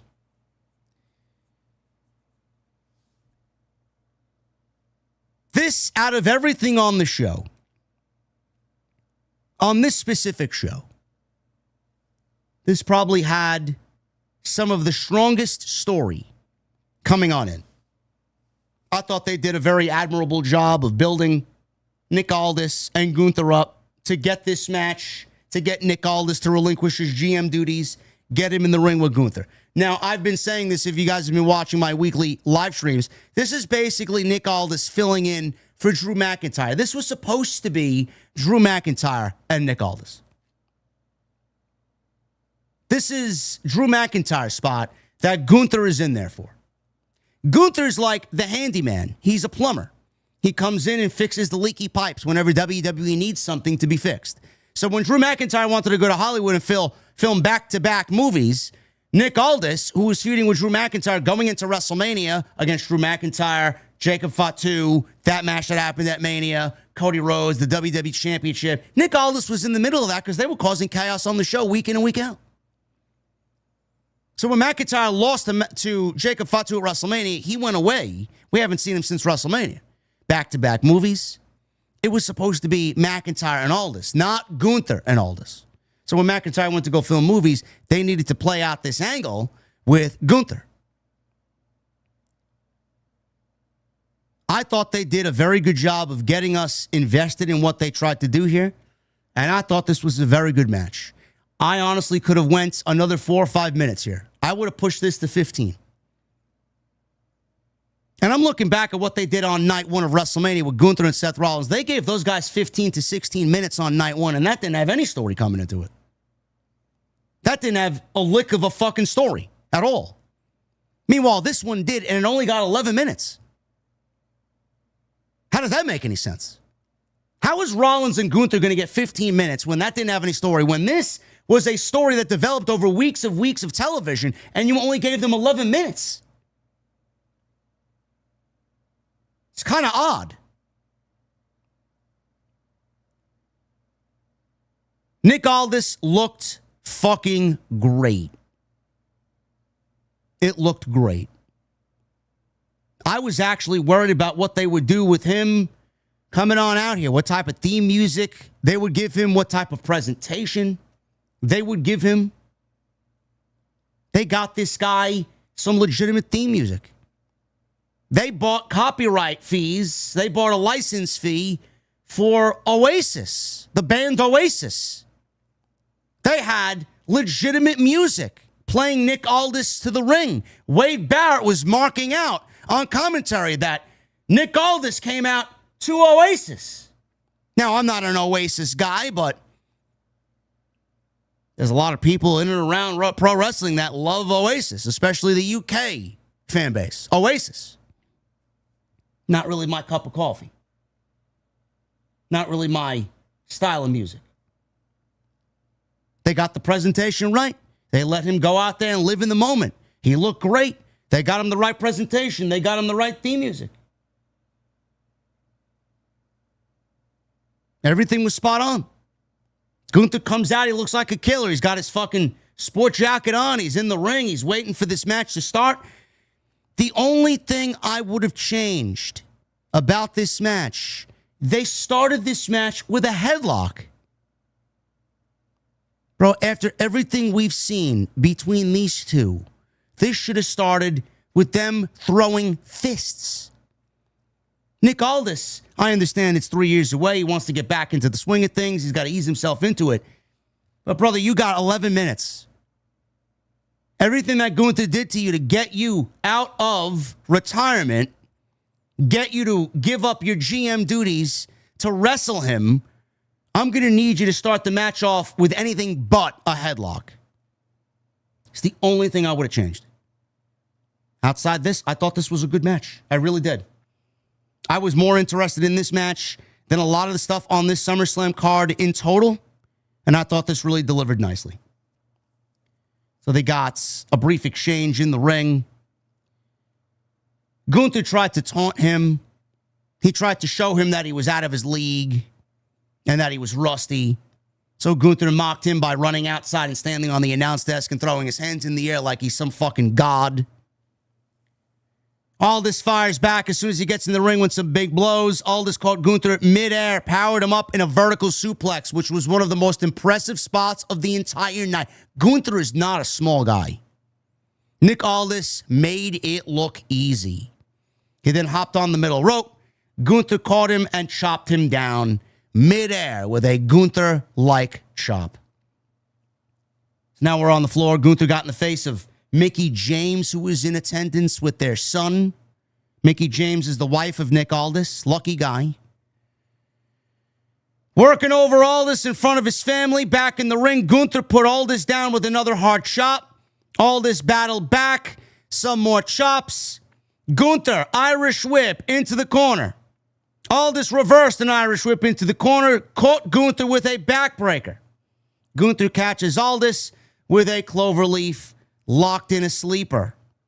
Or Gunther rather escaped Aldis going for the cloverleaf, and then he locked in a sleeper. He did try Aldis to go for the cloverleaf multiple times. Aldis sent Gunther into the turnbuckles to escape another sleeper attempt. So Gunther cut him off with a lariat. He tried to go to the top, but Aldis caught him with a big superplex. Again, a great spot. Both guys were down. Now, the crowd chanted, "You still got it. You still got it." I hate pro wrestling fans. I do. Bro, Nick Aldis is 39 years old. They're acting as if Nick Aldis is 59 years old. He's 39 years old. He never lost it. Now, to you, this may be your first Nick Aldis match. I don't know why we're chanting, "You still got it," for someone who's only 39 years of age. Bro, you're acting as if he's fucking gonna show up to Friday on SmackDown in a fucking wheelchair. Come on now. Aldis is fighting from behind again. He gets taken down with another lariat. Aldis, he's fighting back again. He catches Gunther with a big flying clothesline. A big British bulldog-like power slam. Goes for a cover, near fall. So Aldis is in the corner. Gunther charges in, misses a big boot in the corner. Nick Aldis is now working on Gunther's leg. He starts hitting the leg, working on the hamstring, obviously setting up for the cloverleaf. So Aldis comes off the top rope. He goes for an elbow drop. He goes again and delivers another elbow drop. So 2 elbow drops, one to the chest and one to the back. Aldis then locked in the cloverleaf, which Michael Cole had a problem pronouncing because I guess he said it's Kingsland. The Kingsland cloverleaf. He had trouble saying Kingsland cloverleaf. Say that 3 times fucking fast. Texas cloverleaf. But it can't be from Texas because Nick Aldis is not from Texas. He's from Kingsland. The Kingsland cloverleaf. So Gunther made it to the ropes. He broke the cloverleaf. Aldis tried for another power slam. Gunther slid out. He went for a sleeper. Aldis countered with his own sleeper. Gunther broke that, and he delivered a back suplex. Gunther hits a power bomb. He then locks in another sleeper. Aldis fights to his feet. Gunther pulled him back down. This time, sleeper with the body scissor, and Aldis tapped out. I thought what they did was really good. Now, some people may say that it was slow for the first half and then they really picked it up. But this is a Gunther match. Do you expect Gunther to have a match that goes fucking balls to the wall 100 miles an hour as soon as the bell rings? No, they're going to play it up. Plus, also, Nick Aldis hasn't wrestled in 3 years. Why do you want him to come out all guns blazing? Build it up. What they should have done is start the match off with fucking intensity. A fight, like a bar fight. They kind of nestled themselves into fucking slow and methodical and working hold and submissions and fucking kind of feeling each other out. Bro, there's a time and a place for that. It's called CM Punk and Cody Rhodes. Not here. I thought what Nick Aldis did was great.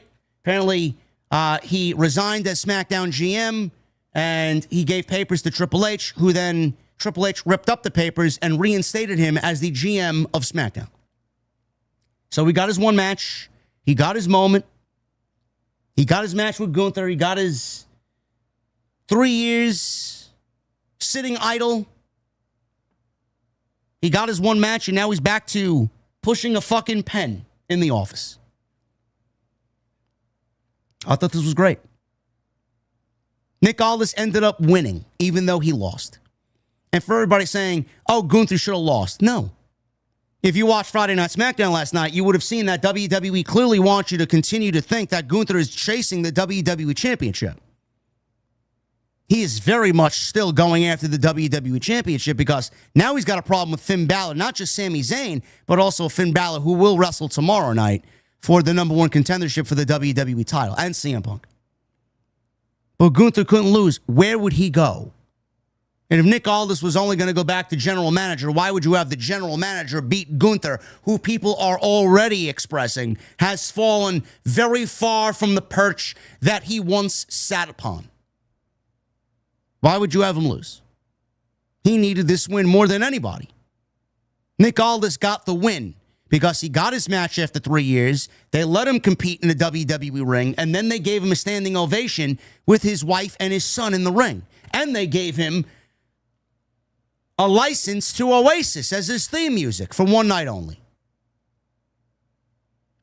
Sounds like a win to me. Very good stuff, with probably the best story out of everything coming into tonight's show.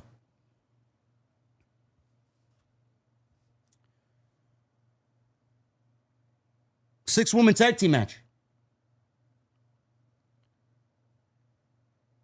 Brie Bella, Nikki Bella, who's returning for the first time since WrestleMania, and Paige against Fatal Influence, Jacy Jayne, Fallon Henley, and Laney Reed. This match, according to Wikipedia, went 7 minutes and 30 seconds. The less we talk about this, the better. This was a bathroom break, if I ever seen one. This was a WWE main event match. And I'm not talking about Saturday Night's main event. I'm talking about main event on YouTube type of match. I don't know why this was on the show. I don't know why we couldn't come up with something better to actually get people invested into this show more. Why this was on the show. Why wasn't Jacy Jayne in the ladder match tomorrow night? Why anybody gives a fuck about any of these women right now. Why they give a fuck about the tag team titles. Why? This is garbage. Nobody cares, nor will they care, no matter what you try to do. Fatal Influence wins in 7 minutes and 30 seconds. Paige was pinned by Jacy Jayne. What happened after the match, you ask? After the match, the Bellas and Paige embrace in the ring. They're hugging. Nikki, all of a sudden, knocks Paige down with a big forearm. Nikki then jumps on top of Paige, starts ripping at the neck and wrenching the neck. Paige has a history of neck issues. Ground and pound on Paige. Nikki starts yelling at Paige, saying that this is her house. And then she plants Paige with the Rack Attack 2.0. If anybody is rolling their eyes at yet another Bella Twins heel turn, I don't blame you. Again, I have to seriously question, who the fuck cares? And why do we want to boo the Bella Twins? Legitimately. Nobody even wants them there to begin with. Nobody wants them on television. Nobody wants to see them wrestle. Why are they even here? Now, I understand the story that they're playing out. Don't get me wrong. I understand the story that they're playing out. Nikki is jealous. Nikki is envious that Paige had this WrestleMania moment and teamed with her sister and won the tag team belts with her sister. But she was okay with it. She ended up being okay with it. Then she ended up not being okay with it. So for months and months and months, she had to watch her sister defend the tag team championships with somebody that wasn't Nikki. I get it. But you didn't really let that kind of... See, this is the problem I have with this. And this is where I'm going to fucking be petty.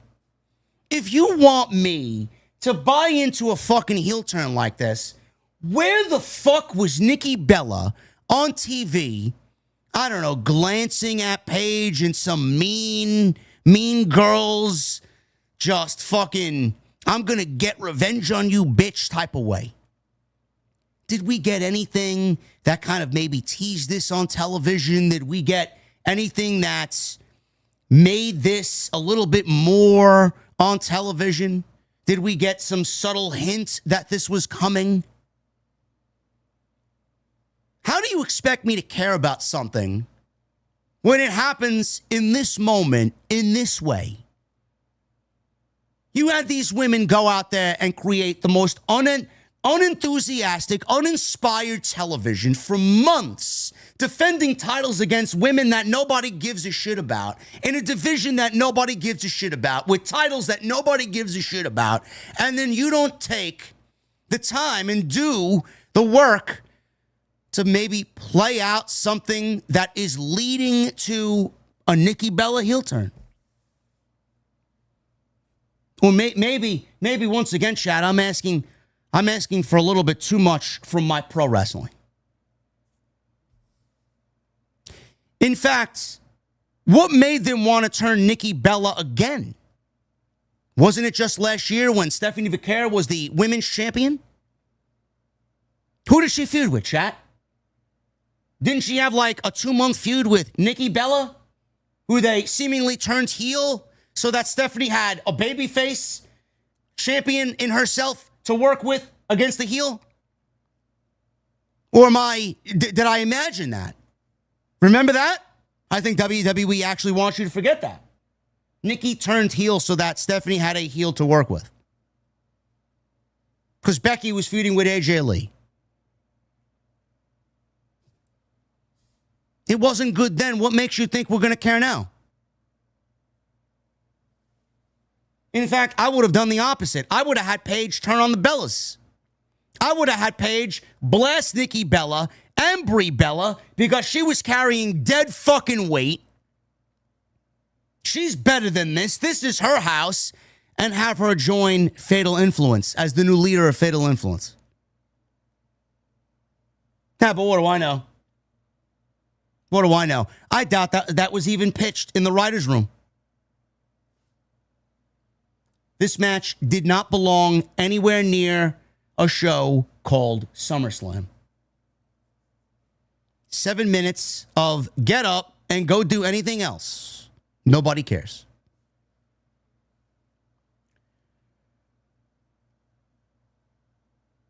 CM Punk. He went one-on-one with Cody Rhodes.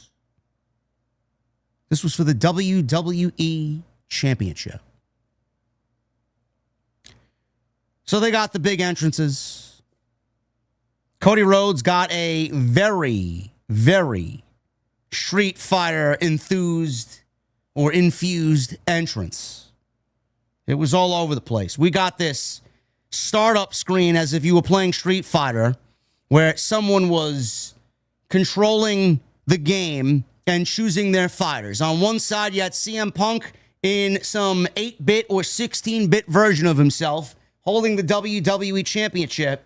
And then the other side was someone scrolling through the different Cody Rhodes characters. One of them was the American Nightmare. One of them was the Street Fighter version of Cody Rhodes, who plays Guile in the movie. We've seen a lot of advertisements for Street Fighter. They want you to know Street Fighter's coming out. I mean, they blasted you in the face with Street Fighter. Street Fighter imagery, Street Fighter fucking LED vignettes. Even Cody's entrance was Street Fighter themed because he had his skull mask. He had his American Nightmare mask. And on the American Nightmare mask was a blonde mohawk that resembled Guiles in the game. They want you to know that Street Fighter is coming in October and that Cody Rhodes and Roman Reigns are in Street Fighter.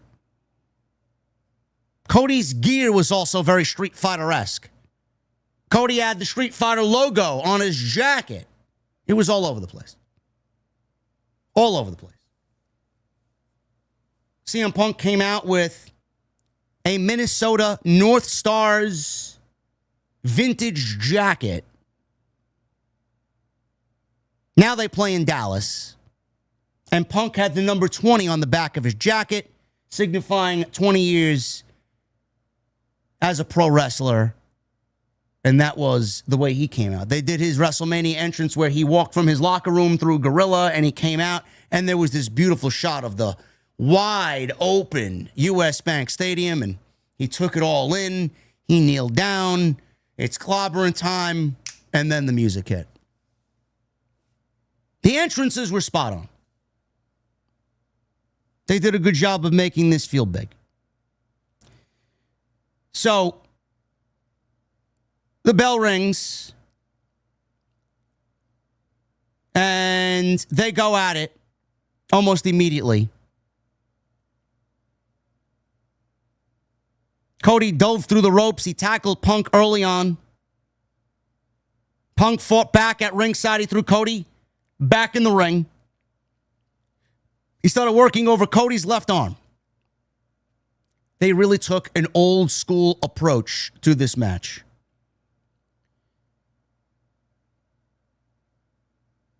So we go from the arm to Punk favoring his leg after coming off the top rope.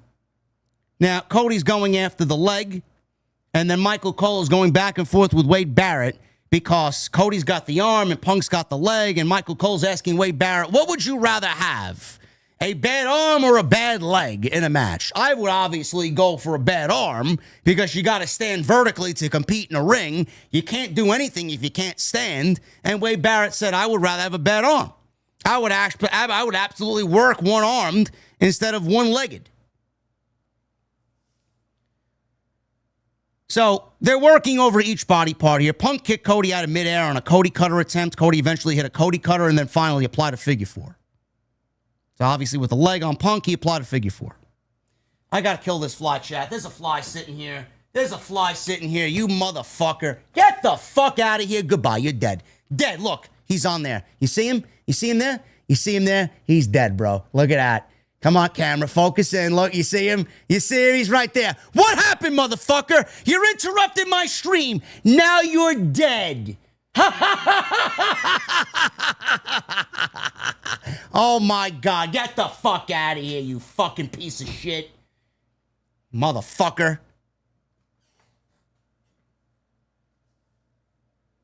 God, I hate bugs. I hate bugs, bro. I hate them. I hate them. Get him out. Get him out.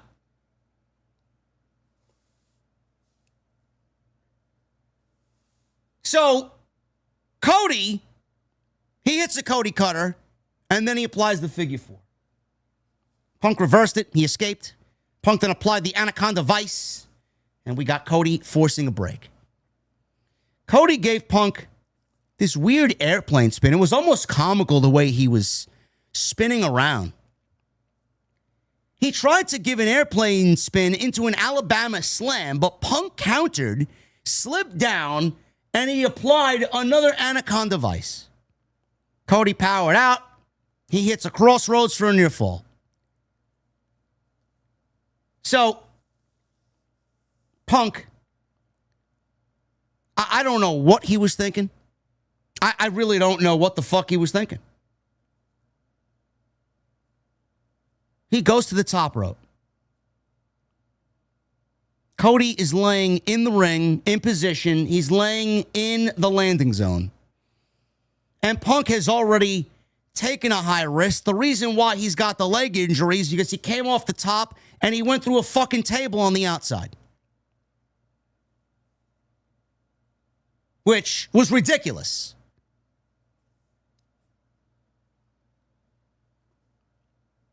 Well, that actually happened later in the match. He was working over the leg.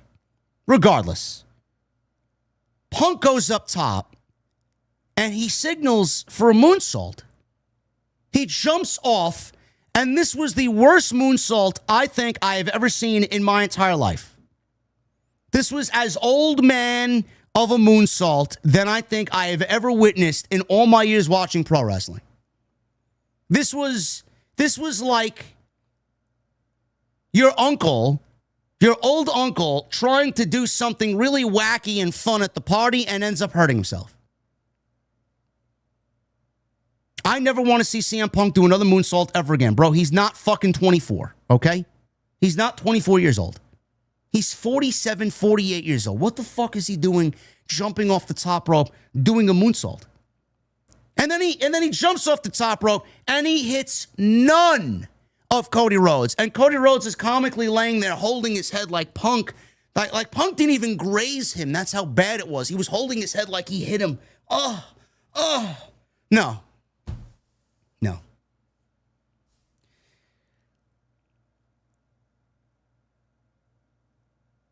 He followed this up with a go to sleep. He hits the go to sleep. He gets a near fall. Punk was slow to make the cover. He said his cover was weak. Wade Barrett, as a result of this, a minute later, Punk landed another go to sleep. Cody, he reached the bottom rope. Punk stood on the announce desk now on the outside. He played up to the crowd. Cody's out there, slides under the ring. He immediately sweeps his leg. Falls on top of the announce desk. Punk, he gets back in control. Cody's now laying on top of the announce desk.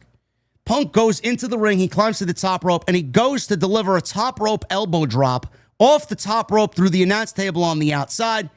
Cody moved at the last second, and Punk crashed through the table, which completely collapsed. Every time CM Punk wants to do something like this, I fear for injury. And thank God he did not get hurt. Now, his knee and leg was already a story in the match. After this spot and missing the elbow drop through the table, now they're really selling the knee injury and the leg injury. So we go back into the ring. Cody went for a leaping cutter off the ropes. Punk moved, and Cody hit the referee. So Punk gets up, still selling the leg. Cody gets up. Punk goes for another go to sleep. Cody escaped. He hits a crossroads. Punk immediately rolled out of the ring. All of a sudden, I knew something was going to go down. It was either one or the other. It ended up being Randy Orton.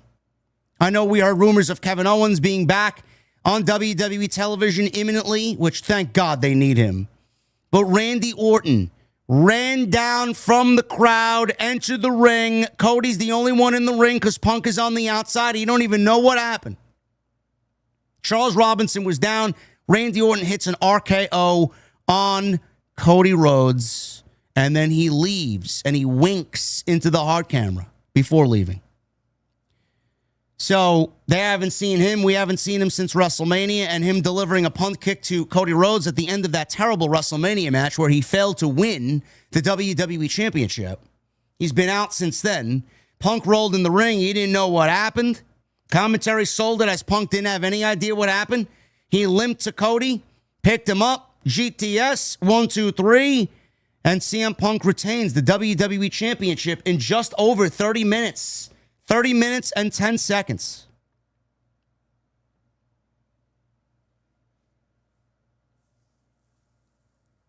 I expected them to really go all out here. Was it as good of a match as I hoped it would be? No. No. Cody Rhodes and CM Punk are two of the best storytellers in the business. They are two of the best promos in the business. We haven't seen them really just kind of go balls to the wall yet, going back and forth. We haven't seen them go nuclear yet on the microphone to each other. Everything has been built up as forced. The belt shot at Saturday night's main event. All right. You want to build some tension between them? I guess that's a way to go about it. It's not going to generate fucking interest. But it was a talking point where CM Punk maybe doesn't respect Cody Rhodes the way that we see Cody Rhodes. And a belt shot like that is a catalyst to start a little tension here. Cody thought he did it on purpose. Apparently CM Punk didn't realize or think that he did it. I don't know how you don't know.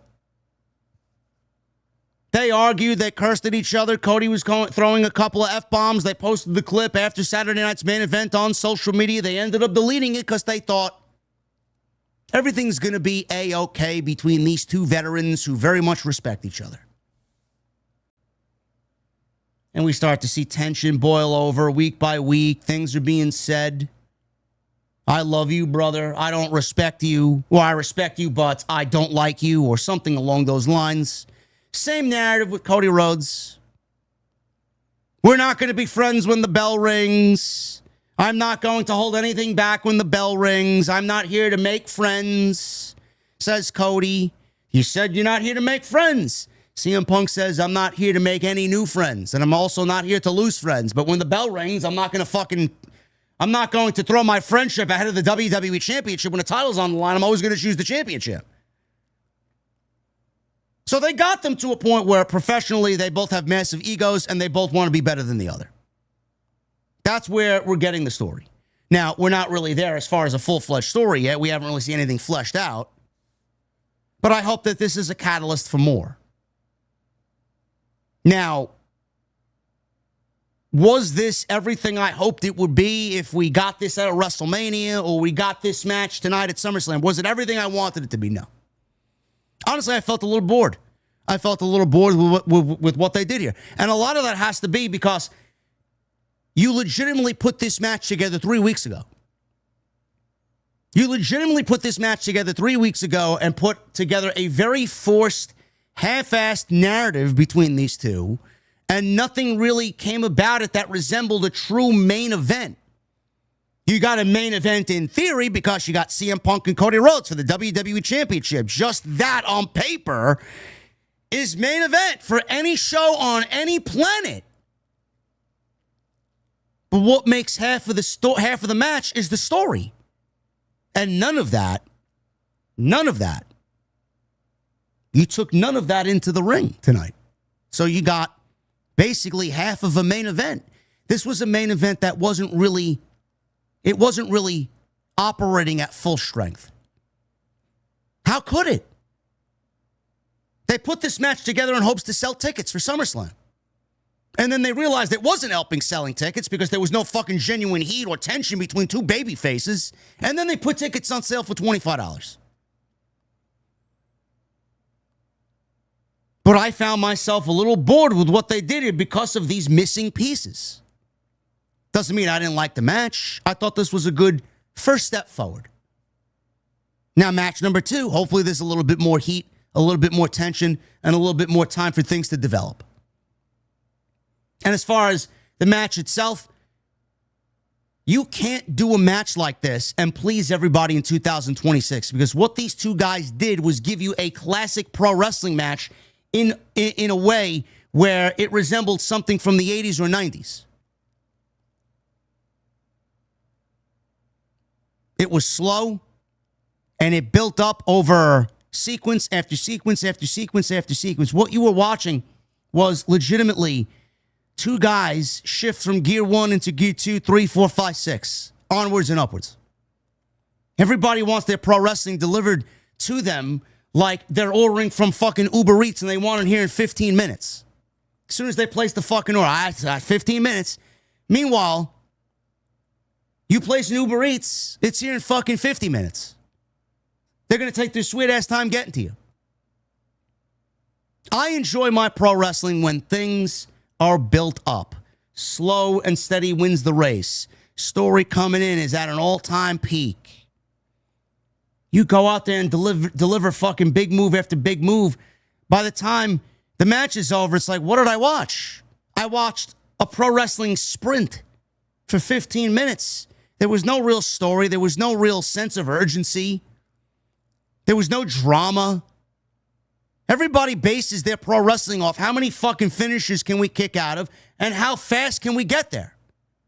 How many big spots can we do, which ultimately ruins the mystique of pro wrestling, because if everybody's kicking out of big moves, then what's the fucking point of watching pro wrestling? I am much more ingrained in the old school. I don't like finisher spam, just like everybody else here probably don't like finisher spam. I don't want to see fucking 6 GTSs or 4 crossroads. I think it's fucking stupid. It diminishes the finishing move.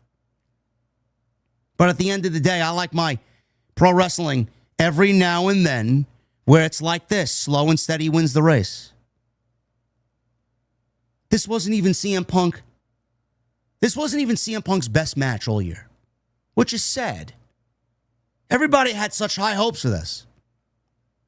But the match with Roman had infinitely more heat. It also had more time to build, but it had infinitely more heat. And what Punk and Roman did at WrestleMania was so much better. It was almost on a completely different level. This match didn't even hold a candle to what Punk and Roman did at WrestleMania. I mean, this match wasn't even better than the match Punk had with Sammy on Monday night in Chicago. Tell me when I'm telling lies. This was good. And that Sammy and Cody match, and that Sammy and Punk match didn't have any story. It was just Punk coming back after 4 months. But it was the setting, it was the drama, it was the match itself was so much better. Again, tell me when I'm lying. Tell me when I'm lying.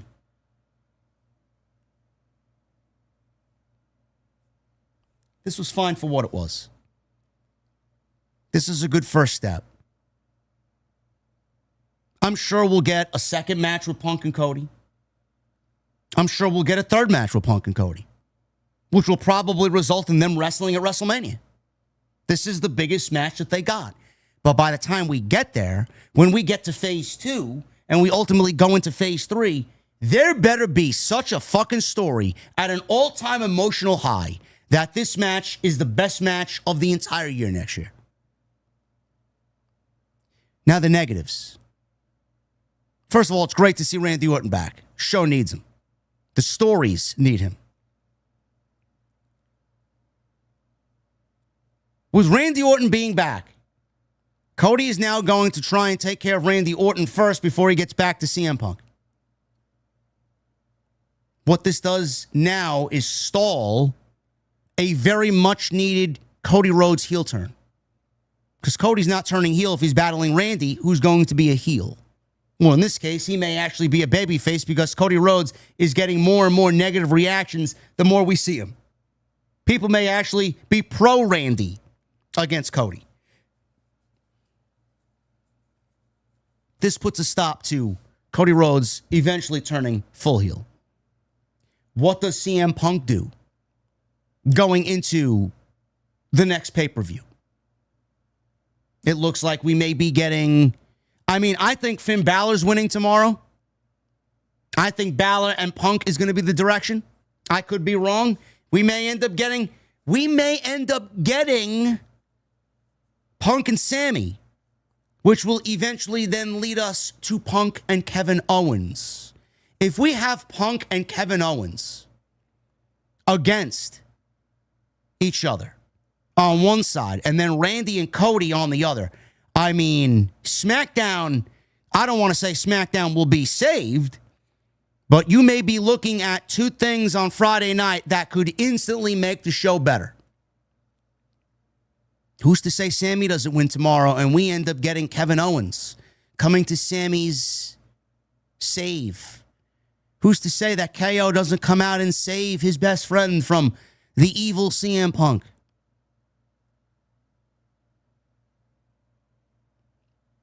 That's what's going to get me interested. I think Balor ends up winning, though. I think we end up getting Balor winning, and we'll eventually get back to Sammy and Punk, and I think we eventually get to KO and Punk. I thought we would have seen KO tonight. All in all, it was good. Could have been better. I wasn't blown away. There was not really much coming in. It felt very forced. It was slow in pieces. I don't think this match was as good as the Roman match at WrestleMania, and I don't think this match was anywhere close to the Sammy match in Chicago a couple weeks ago. CM Punk wins with the help of Randy Orton.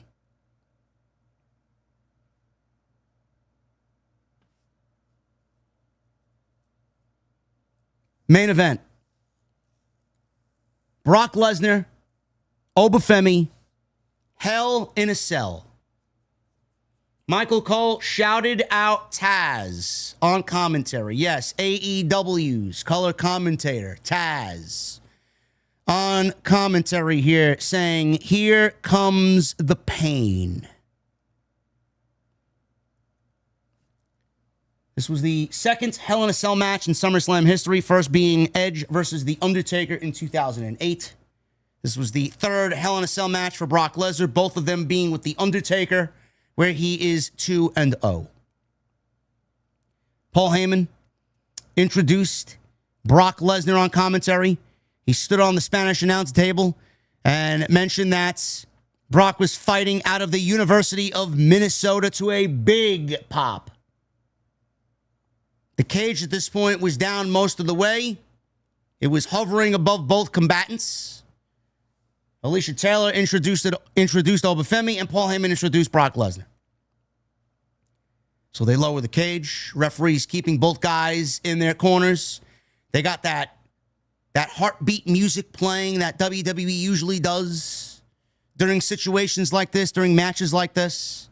They've been doing that for decades. The cage lowers. The intense music stops. Bell rings.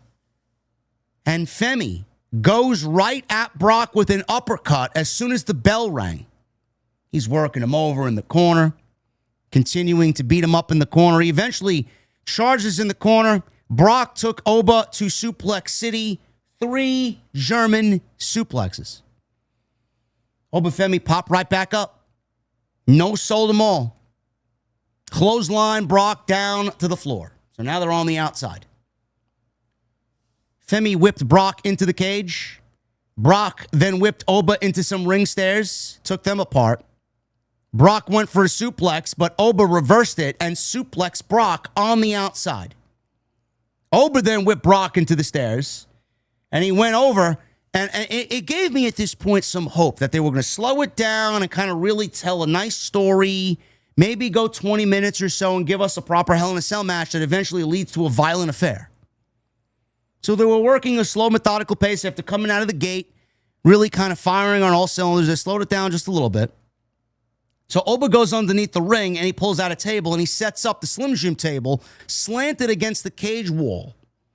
He Irish whips Brock into the table, and the table snaps in half. We go back in the ring. Brock is back up. He grabs the ring stairs, and he is nailing Oba Femi with the ring steps over and over and over again, 3 different times. He then picks up Oba again, 2 more German suplexes, bringing his total to 5 German suplexes. He then goes and grabs a steel chair. Did you guys know that Wingstop was one of the main sponsors for SummerSlam tonight? So much so that there were 2 advertisements in the first 5 minutes.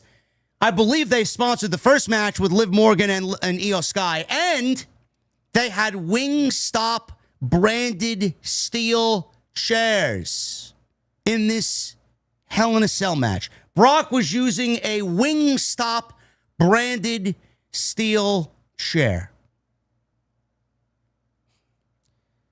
Lesnar hits a snap vertical suplex after nailing Oba in the back with the steel chair. Now there's a pile of Wingstop steel chairs. Brock suplexed Oba onto the pile of steel chairs. There were 2 to be exact. A pile is not 2, it would be 4, but he suplexed him onto 2 steel chairs. Brock went for an F5. Oba spun out of it. He threw Lesnar to the mat with one hand. He does that shot put toss. He did that to Lesnar. Not really throwing him because it's Brock Lesnar, but he threw him. He lifted him up and he slammed him down. Oba then runs at Brock with a series of his running uppercuts. Lesnar catches Oba charging in. He went for an F5 again. Oba escaped. He put Brock down with a choke slam. Oba picks him up. Fall from grace. He goes for cover. He gets a 2 count. Brock sat up. He sat up like he did The Undertaker inside Hell in a Cell, where they both laughed at each other in that iconic moment. He did the same spot. This was like a mini homage to The Undertaker. Brock sat up, kicked Oba in the face. He starts laughing at him like he laughed at The Undertaker after they both sat up at the same time in their classic Hell in a Cell match. He caught Oba with an F5. Oba popped up. Brock gave him another F5. Oba popped up. Gave him a third F5.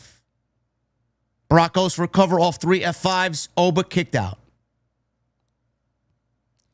Brock then takes Oba with another steel chair, smashing the chair against Oba's back. Again, the Wingstop steel chair. All of a sudden, Brock starts tearing apart the ring canvas. He starts ripping up the blue mat. Then he starts ripping up the fucking padding underneath, and he exposes the wooden beams that are used to construct the ring.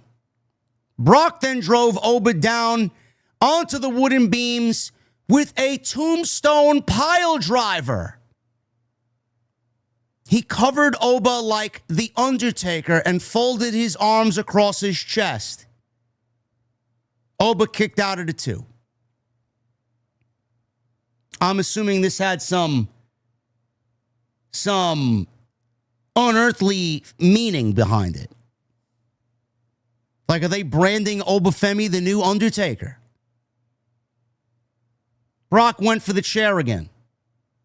Brock went to swing the steel chair. Oba Femi punched the steel chair out of Brock's hand. He then picked Brock up for the fall from grace. Now, I don't know what happened here. I assume that Oba was supposed to deliver fall from grace on the wooden beams. And he did not. Because Brock told him in the moment not to do it on the wooden beams. He did it on the actual canvas that wasn't ripped up. And when Brock was in the fall from grace and Oba landed the fall from grace, Brock looked back. I don't know if you guys picked up on this. Brock looked back and saw how close he was to the actual wooden beams of the ring. I genuinely think Brock told Oba not to do it on the wooden beams and to do it as normal on the actual ring canvas. I believe the spot was supposed to be Oba doing a fall from grace on Brock on the wooden beams because it would be revenge for Brock, who just delivered a tombstone to Oba on the wooden beams. But he didn't. 1, 2, 3. Oba pinned Brock. Time of the match was 11 minutes and 40 seconds.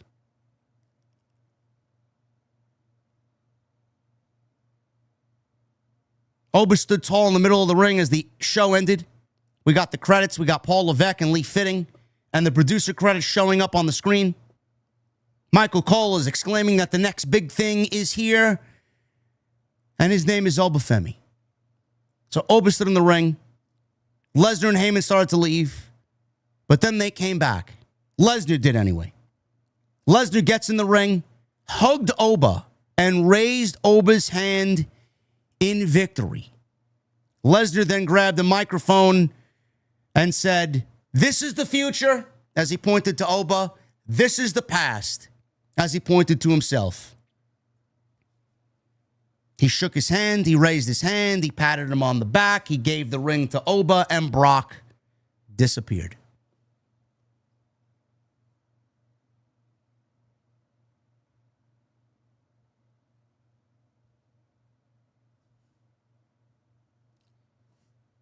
I said what I said about the Hell in a Cell.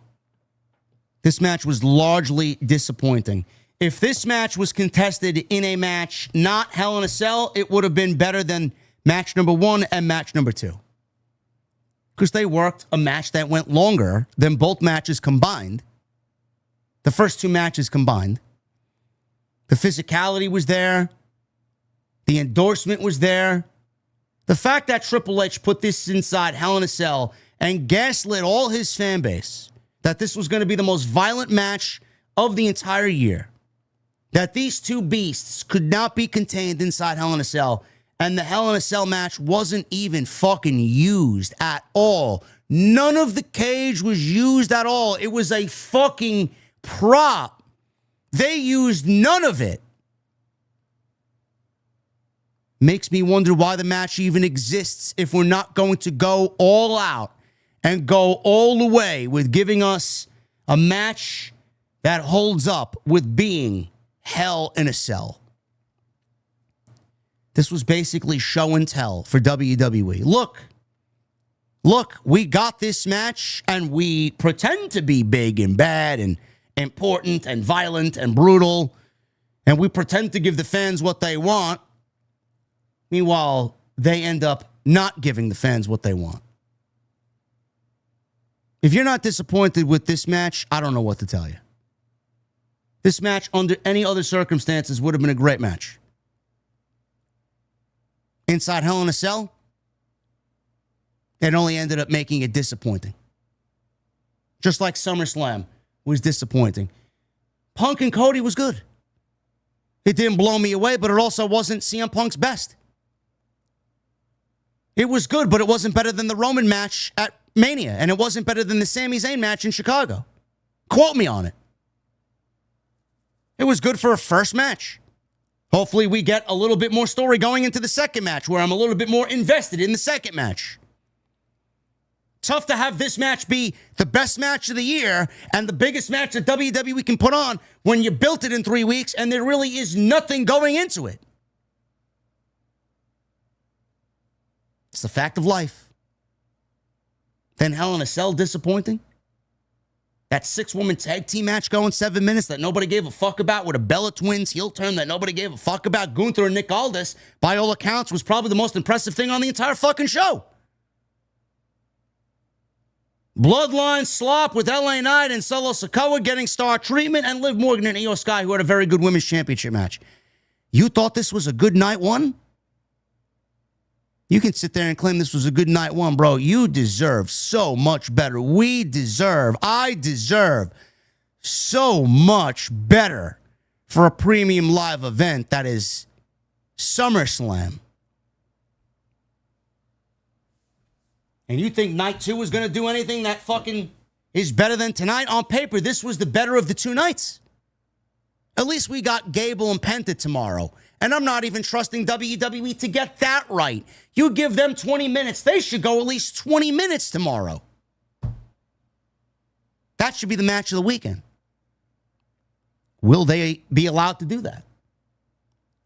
What else is on that show that you're interested in? Sammy and Finn should be a good match. There's no heat. Trick Williams and Baron Corbin for the United States Championship. That ladder match, it's got me fucking petrified that Jade Cargill or Lash Legend are going to be the new women's champions by the end of that. Roman and Seth. Who cares? Who cares? And then Human Money's on a poll. Brother, you think that night 2 is going to top night 1? When night 1 on paper was better than night 2? Bro, we may be looking at a summer scam for the ages here. I don't know how anybody takes this place to be serious. Thank you guys for your support. Thank you guys for all of your support. 5,000 people in here tonight. We had 5,200 in here for this SummerSlam Night 1 post show. If you guys enjoy the content, if you guys enjoyed the wrestling talk tonight, if you guys enjoyed the post show, hit that thumbs up. Hit that thumbs up. Hit that subscribe button down below. Turn on the bell for all notifications. Go check out all the content on the channel. There's plenty of it. Follow me on social media at JD from NY206. Twitter, Instagram, TikTok, and Patreon. I'm also on Cameo.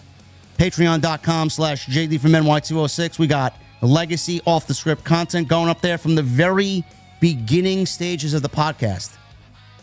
Episode 2 of Off the Scripts from 2014 is now live in the highest clarity possible, audio, on Patreon.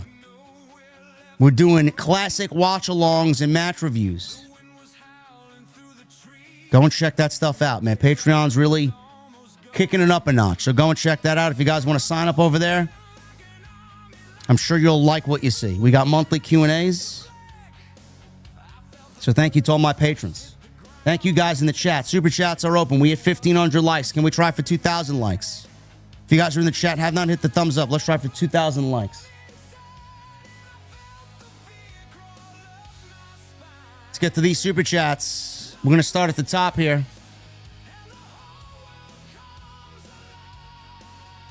Cody Snyder with a $5 super chat. Hopefully KO is back when you see this. Stephanie Vicaire too. That was at 4:37. No. KO tonight. We may see KO tomorrow.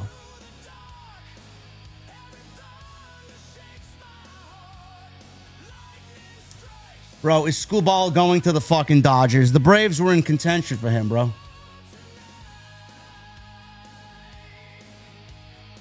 Bro, why do the Dodgers need another Cy Young guy? How much money does this fucking franchise have? How much?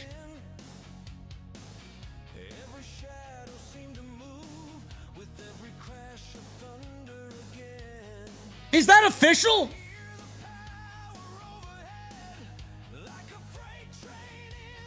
The Braves just won't part with their farm system. They won't. For a 1 year rent, a half a year rental. They won't do it. Even though they moved, what did the Phillies win tonight? The Phillies were up 1-0 on Baltimore. The Braves actually moved 8 games back up on the Phillies, which is good. Yeah, the Phillies won tonight. Yeah, they're 8 games back up on the Phillies, so it's official. I don't believe it.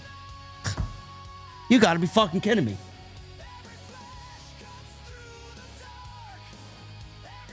Bro, that's ridiculous, man. Something's got to be done there. Something's got to be done there. Cody, thank you, brother. Michael Krause with it, too. Night One, Big Bird, or Homelander. How you know? Yeah.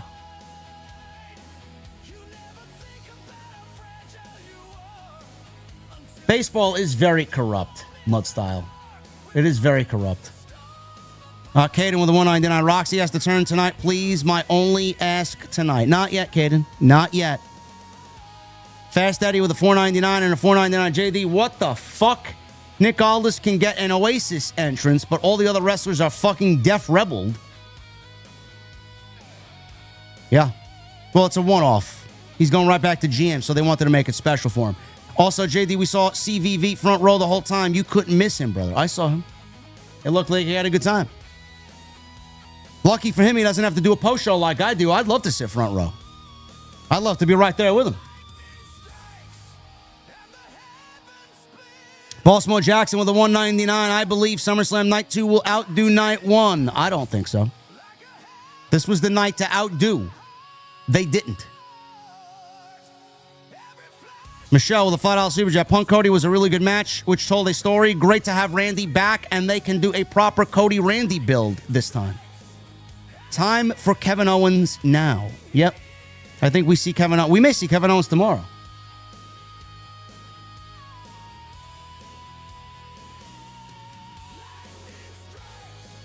Fast Daddy with a $4.99. Another missed opportunity with Kevin Owens not coming out after CM Punk winning the match.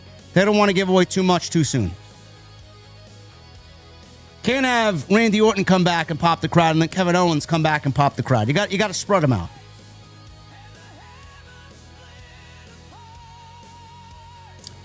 VBDC Music with a $20 super chat. Thank you, VB.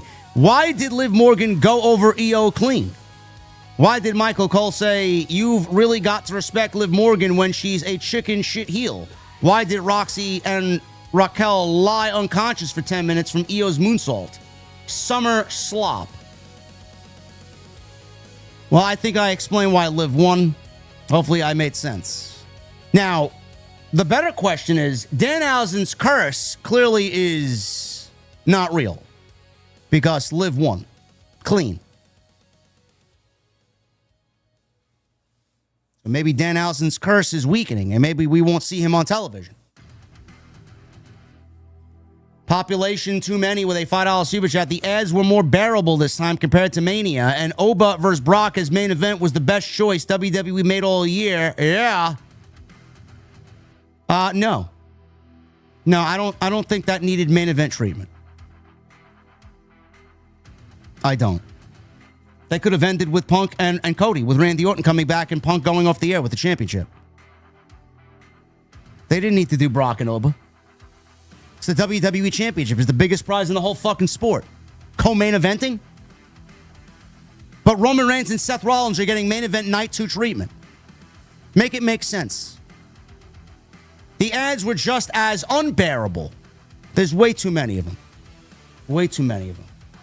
Though the ads in between the matches were a lot shorter than Mania. I remember the ads in between matches at Mania were like 7 minutes.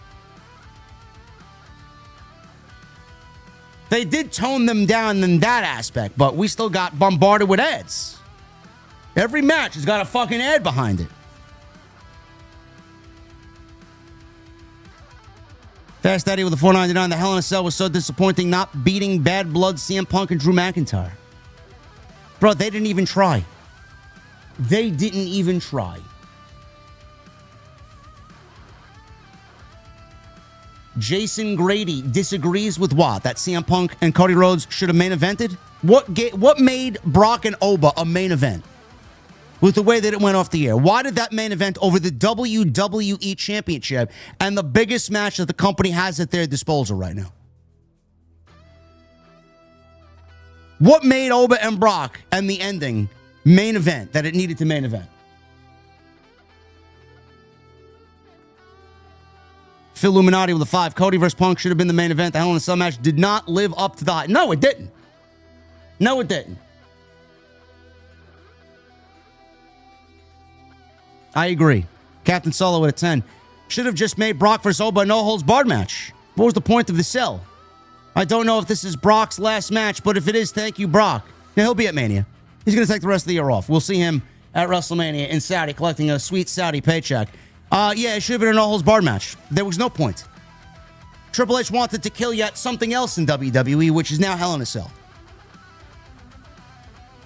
Phil Illuminati with a $5 super chat. Anyone else think Punk killed himself on that moonsault? Good God, man. Well, he didn't kill himself on the moonsault. He just can't execute a moonsault at this age. He's not like he is the most athletic guy.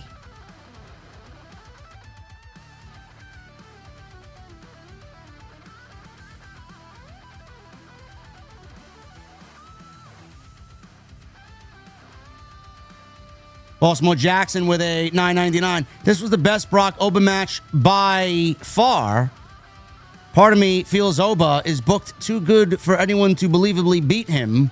There really isn't any new stars that's built up currently. I hope the follow-up is decent. We'll see. We'll see. I mean, there's nowhere to go for Oba but the world title. What are they going to do with him? Phil Illuminati with a 2 and a 2. Does Roman versus Seth beat Punk and Cody tomorrow? I think so. I think so. Roman controls a crowd like nobody else. So I think there'll be a lot of energy for that. And Nick Aldis with the pop of the night. He got his flowers tonight for sure and deserved. Baltimore Jackson with a $1.99. This show felt rushed. It's because it ended in 2.5 hours. There was nothing premium about this show. These shows need to go at least 3 hours plus. At least.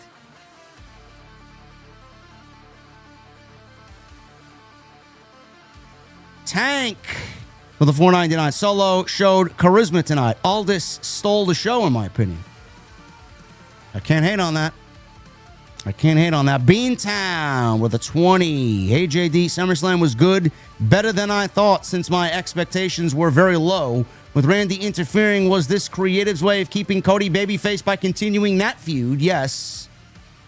And do you think Punk's next feud is with Kevin Owens? I could see it.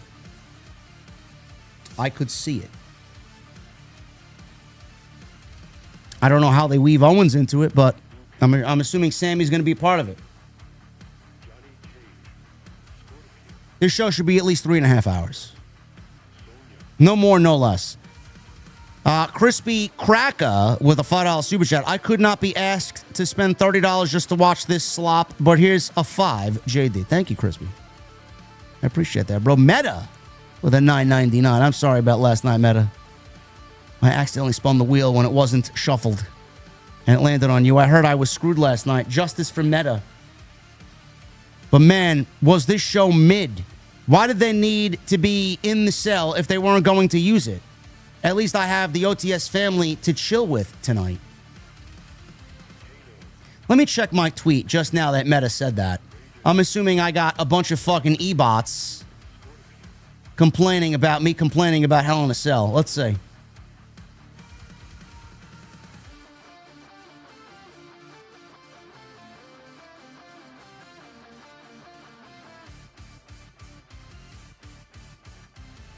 Oh, now you're just pissing and moaning for no reason. Goodbye. Blocked. Creators need to stop with the fake reactions, pretending everything is bad. That match was awesome, and Night One was fun as hell. Perfect show, but no. But to react like it was so bad is disingenuous to your audience. Have some fun, man, and I'm a fan of yours. No, you're not. Goodbye. Blocked. Don't want you around here.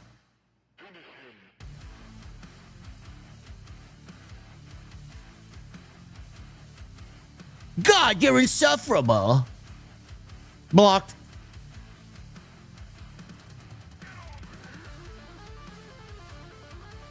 What a fucking loser you are. Everything is so negative. If you hate the product, stop fucking watching. Blocked.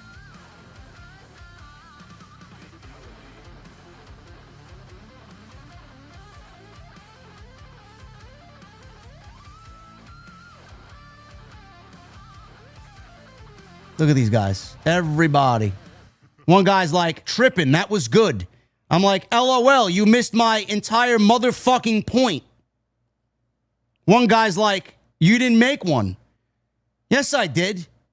They used the Hell in a Cell for show and tell. What else do you need me to fucking say? This guy is, his account, his name on Twitter is New Burner. Goodbye. God, man, I swear to God, people exist on Twitter are fucking retarded. Every motherfucking one of them. Like, I legitimately lose brain cells reading people's replies on Twitter. Legitimately.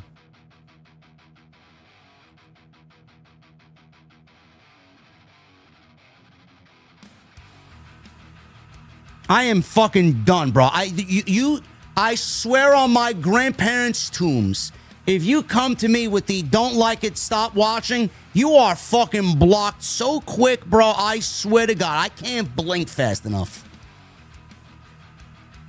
You are just ethered into existence, bro. Goodbye. Meta, thank you, brother.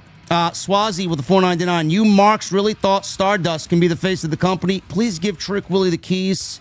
Get on your knees in front of MJF. Brother, I've been advocating for MJF to be the biggest star in the business for the last 7 years, man. Who the fuck are you and where have you been, bro?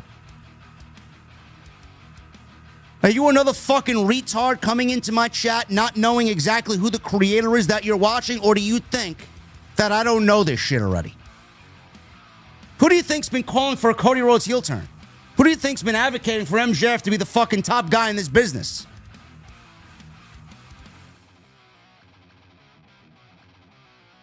Cody Snyder with a $5 super chat. Punk called out AAA, TNA, Oba, Trick, Sammy, Randy Orton, and Randy Orton's parents. He lit that post show up. Where's it going? Where's it going? He called out AAA. He'll probably be on that AAA show when they're going head-to-head with All Out. That's what that means in Chicago. Tony Brown with a $9.99. I actually enjoyed the show. I especially enjoyed that fat gap between Liv's thighs. Yum. Tony Brown. Tranquilo. Tony Brown. Tranquilo. Illuminati with a $5 super chat. We got Randy back, which is great, but KO is also in Minneapolis. Does he help or cost Sammy? I don't know. I think we see him tomorrow. If I'm guessing, I think we see him. I think we see him. Simply the Pope with 51 months. Thank you, Pope. It's a long fucking time, brother. Thank you for being with me. Street Fighter with a $5 super chat. Stephanie Vaquera blacked out all of her socials. I honestly don't blame her if she's upset. Look at how they treat her friends. Did she? Because of what they did to Julia?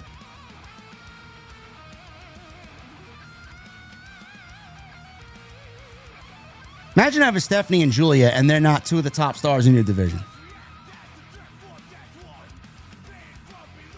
Then there's a report that WWE is befuddled. They are confused over how Tony Khan has booked Persephone, yet they say this with a straight face after they have absolutely buried Julia. Man of 1,005 holes, 56 months. I think these two-night PLEs ruins the show and makes them less important, especially WrestleMania and SummerSlam. Not everyone has to be on the show. No. I thought that way for years. It feels like half of a fucking show, and you got to split them up. You got to split them up over the weekend. It don't even feel like SummerSlam. What I watched tonight don't even feel like SummerSlam because 2.5 hours and 6 matches, how could it? How could it? Vincent Tarantini with 50 months. No title changes today. Hopefully either Gable or Seth tomorrow. Gable will win the IC title. Seth is not winning the title from Roman. Andrew Zappa with a $9.99. What up, JD? A very up and down show with Aldis and Oba being the bright spots. 6 out of 10 rating. Seems too generous. Minnesota also was a bad crowd because there was nobody there. Much love, brother. OTS for life. Yeah. Thank you, Mr. Andrew Zappa. 6 out of 10 is too high. I give it a 4 out of 10. Adam JD with a $4.99. WWE isn't dead. It's fully corporate, which might be even worse because it's not going anywhere or changing anytime soon. OTS for life. Much love, JD. Thank you, Adam JD. Stephen B. $2 super chat. Why do Hell in a Cell? They didn't even use it. Stephen B., you're so insufferable, bro. Why do you hate everything, Stephen B.? If you don't like it, Stephen B., stop watching, Stephen B. Says the fucking ghoul on social media. Thank you, Stephen B. John Lamy with a $10 super chat. Hey, JD, today was my 43rd birthday, and there is nowhere I'd rather be than to be here with the best in the IWC and the best community. Thank you for giving us the best content on YouTube. John Lamy, happy birthday, brother. Let me see some birthday cake emojis in the chat from my guy, John Lamy. Messiah with a 2. I gave 0 fucks about tonight. I don't blame you, bro. I don't blame you. Guardian of Chaos with a $20 super chat. Best thing about SummerSlam Night One is being here on Off the Script. Mahalo, JD. Guardian. Love you, brother. Andrew Zappa with a $1.99. Also, these ad breaks get no better. Still awful. They were bad. They were bad. Not sure you guys are aware, but Gears of War is sponsoring SummerSlam. Wingstop is sponsoring SummerSlam. I never had Wingstop in my entire life. Is it worth even having? Is it real chicken? That's what I want to know. Shane Brown, 43 months. Thank you, Shane Brown. What's up, JD? Sorry, it's been a minute. I'm looking forward to Gable and Penta tomorrow night. Tonight was just, I don't know, a little depressing. It was. It was. I'm not the only one that feels that way, Shane Brown. I'm glad I'm not. ND Irish with a 5. Did you enjoy the return of Stickman, a.k.a. Sean Waltman in the crowd behind Jimmy Hart? JD for life. I don't care about Sean Waltman. He's had me blocked for like 7 years. I never said a bad thing about him. Him and Kevin Nash got me both blocked. Matthew Urban with a 5. I was hoping Julia was going to come in after the match and put the boots to Io, start something fresh and interesting for both. This creative sucks. I've been saying move her to Monday Night Raw. Really. There's nothing for her on SmackDown. KMG, thank you, brother, for the $100 super chat. KMG is our VIP for life, KMG. Lauren with it, too. Randy Orton is finally back. Proper feud with Cody. Yes, they're going to try and make up for the terrible Ari Emanuel TKO-inspired garbage they gave us with Pat McAfee. Diamond, $199. There was more action in the cell last Monday. There was. Connor Richards with a 2. Risk and creativity equals arts. This isn't that. Sad. I agree. Hellfire, $2 super chat. Paul, can we fire Paul Levesque? Paul, can we fire Paul Levesque? Yes. Lauren Marie Hunt with a $2 super chat. Fact, Cody Punk didn't main event tells you something. Yeah, it says Triple H is fucking clueless. That's what it tells you. That's what it tells you.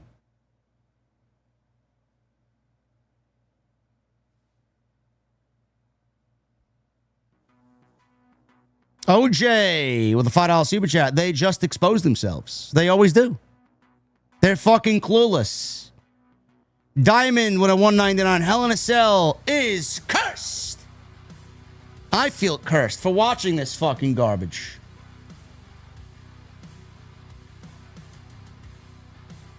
Gold Standard with a $5 super chat. While not a perfect show, night one was good. Night two will be great. No, it won't. If you thought night one was better on paper and it failed this miserably, and you think night two, which is worse on paper, is going to be better, brother, you got some fucking high hopes. Diamond with the $199. Drew Punk was about a bracelet and was better. No, it wasn't about a bracelet. It became about CM Punk's most precious items. It became an emotional vehicle for Drew McIntyre to destroy the one thing that means the most to him. It was about the WWE Championship and Punk taking it away from Drew McIntyre. That's where everybody gets it wrong. It wasn't about a fucking bracelet. It was about the WWE Championship and Punk ruining McIntyre going after the title on 3 separate occasions. And then it became personal, which McIntyre wanted to take something away from Punk, and he went very personal. I don't know why people don't understand this.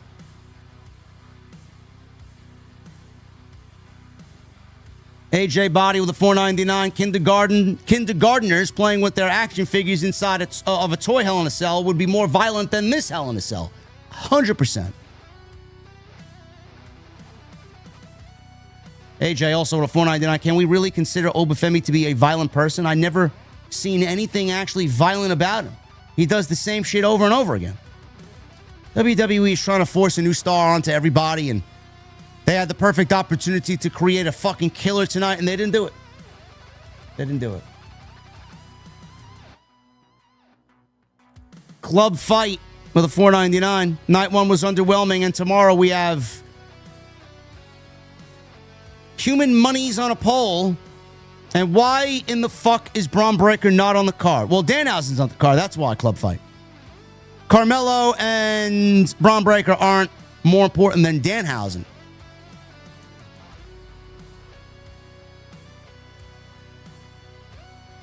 AJ with a $4.99. Bronson Reed is another one-trick pony. All he does majority of the fucking time is the tsunami.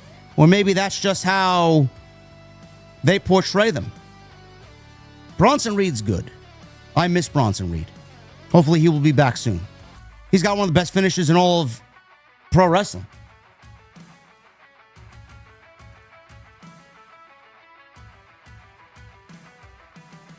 I'm Outlaws with a 10 months and a $15 super chat. Thank you, brother. Hey, JD, Hell in a Cell. More like Hell near a Cell.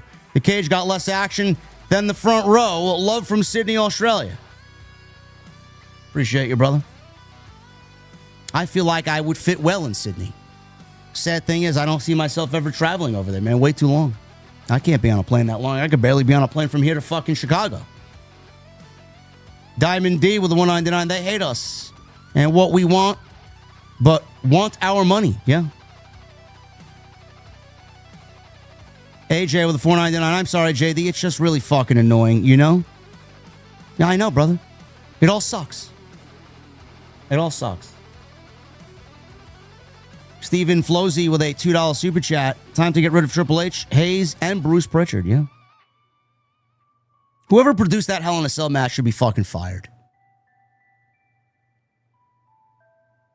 AJ Body with a 499. This company is filled with aura farmers and posers. I can't stand it.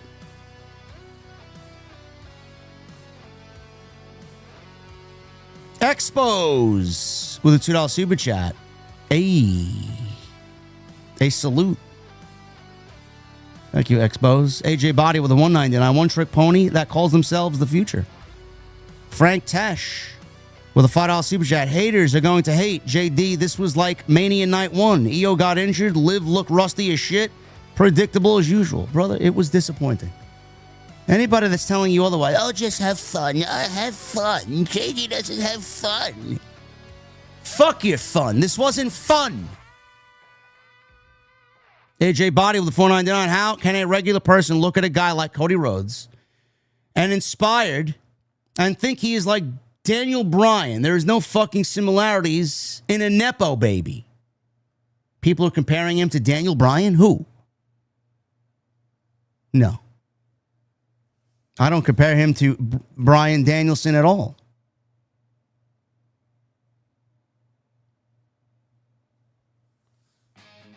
Derek Jacob, $20 super chat. The lack of hype packages is detrimental to the product in so many ways. Brother, they don't know what the fuck they're doing. They'd rather give you a fucking 7-minute ad break. The only thing we got as far as a video pack, I believe, was for Nick Aldis, right? Did we get one for Nick Aldis and Gunther and then Brock and Oba? Or maybe just Brock and Oba. Brother, they don't do anything. Gone are the days of like going backstage and hearing an interview from someone conducting an interview about the talent that's about to go out there and compete.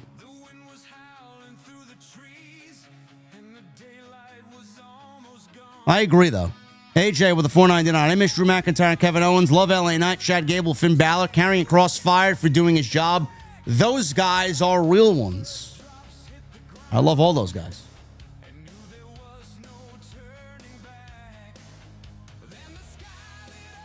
Well, to be honest, those are the only two matches that had any sort of story coming in, honestly.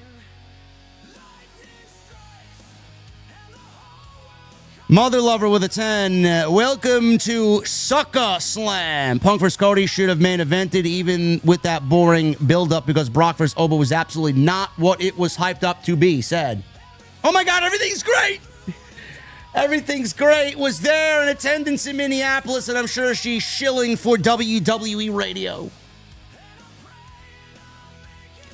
Clint with the 499. Do you think there's any kind of direction for LA Knight after this? There should be. It's called Money in the Bank.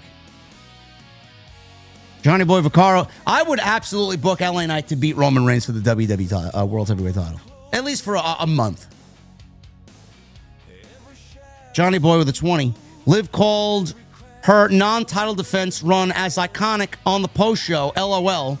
Triple H said attendance was 35K or so. I'm not sure. He couldn't even gloat the attendance numbers. No blood or destruction in Hell in a Cell. What the fuck?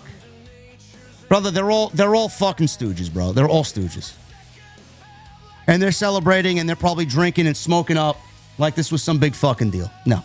This was a disappointment if I ever seen a SummerSlam. AJ with a 199. Those guys are real badasses. 499. In AW, from one Seattle guy to another, little sausage. Darby Allin disappointed me as world champion, and Kenny Omega is a transitional champion. He is, because he's about to lose the title in about 27 days or so. Mother Lover, well, the $5 super chat. Curious to see what WWE Radio will have to say about this. They seem to love their seats tonight. That sit down with Triple H they did was so soft. It's Where Triple H gave the answer of, I wish the fans would show more passion towards the talent and not towards the creative. Shove it up your ass, Levesque. AJ with the $4.99. I'm so sorry pro wrestling is making me dislike pro wrestling right now. Yeah. Raekwon with the $4.99. Best part of the show was running Solo. Or it was Solo running it back. Punk and Cody reminding me of Flair and Savage in the Hoosier Dome. Thanks for the coverage, JD. Thank you, Raekwon.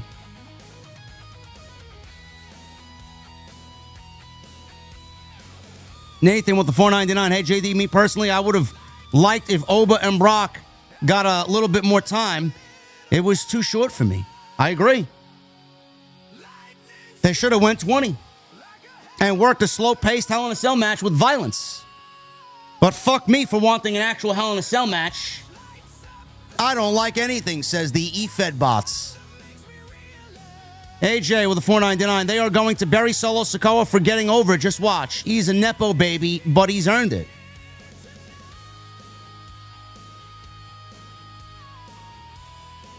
Andrew Wright with a 2. JD, I love the movement here, but WWE cooked tonight. No, they didn't. Cooked what? What did they cook? They undercooked. They cooked. They undercooked, Andrew. They didn't cook anything tonight. What did you watch? You and I watched a completely different fucking show, bro. Completely different show. Also, Aldis was my favorite tonight. He's one of mine, too. Nathan with the $4.99. I don't know why Mickie James is not in the women's division. They really could use her on Monday nights. That's what they got AJ Lee for. AJ Lee will be teaming with Paige against the Bellas. You watch. Might be a WrestlePalooza match. Joey Taylor with a $14 super chat. My dad's 2 favorite Oasis songs, Wonderwall and Champagne Supernova. Brother, I couldn't name you one fucking Oasis song. Glad you and your dad like Oasis, though. AJ with a $4.99. LA Knight has been more over since 2022, while corporate punk, drag queen Rollins, Roman, a billion reigns, fake wannabe underdog Cody Rhodes gets all the spotlight. Well, let me know how you feel, brother. Let me know how you feel. DC Calgary, 51 months. No matter how low WWE can be, we can always count on you, JD, for quality. Thanks for the honest work. Cheers from Alberta. DC Calgary, thank you for 51 months, brother.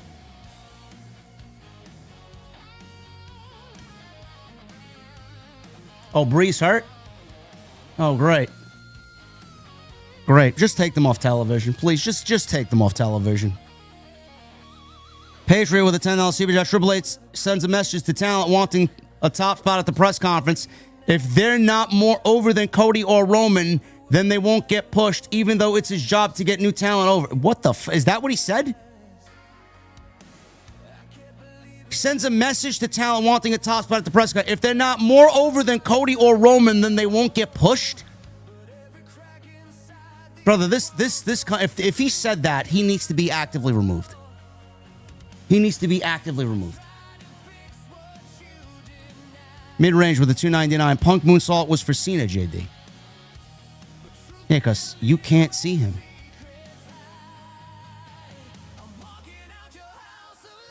He did say this. You got to be fucking kidding me.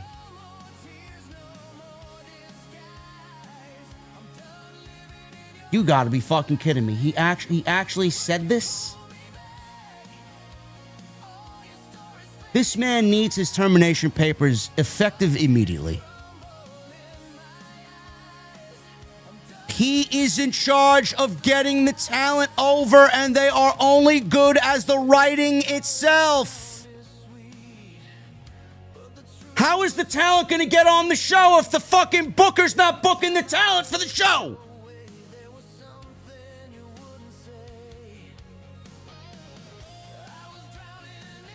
This guy's got to go, bro. AJ with a $1.99. Roman lame. Adam JD $1.99. Punk channeling Terry Funk with that moonsault. Yeah, it looked like a Funk moonsault. I'm Outlaws with a $7.99 from Sydney. You versus the Fly was more entertaining than the Bellas match. I agree. Craig with the 37 months. I totally agree. Building story is the only way to go. I hate when it's rushed. That is what made wrestling in the 80s and 90s great. God bless. Thank you, Craig. AJ with the $4.99. There is nothing anti-establishment about CM Punk. He is corporate man Punk, like Drew said. Cody Rhodes is corporate America himself.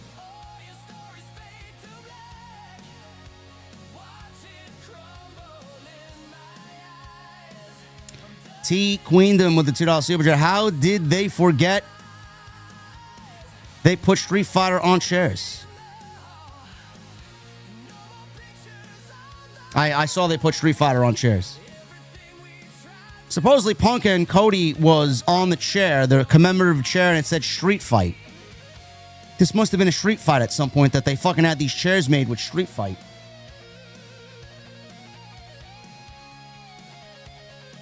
Nathan with the $4.99. It should have been Sammy in that title match, not Punk. I'm sorry to say.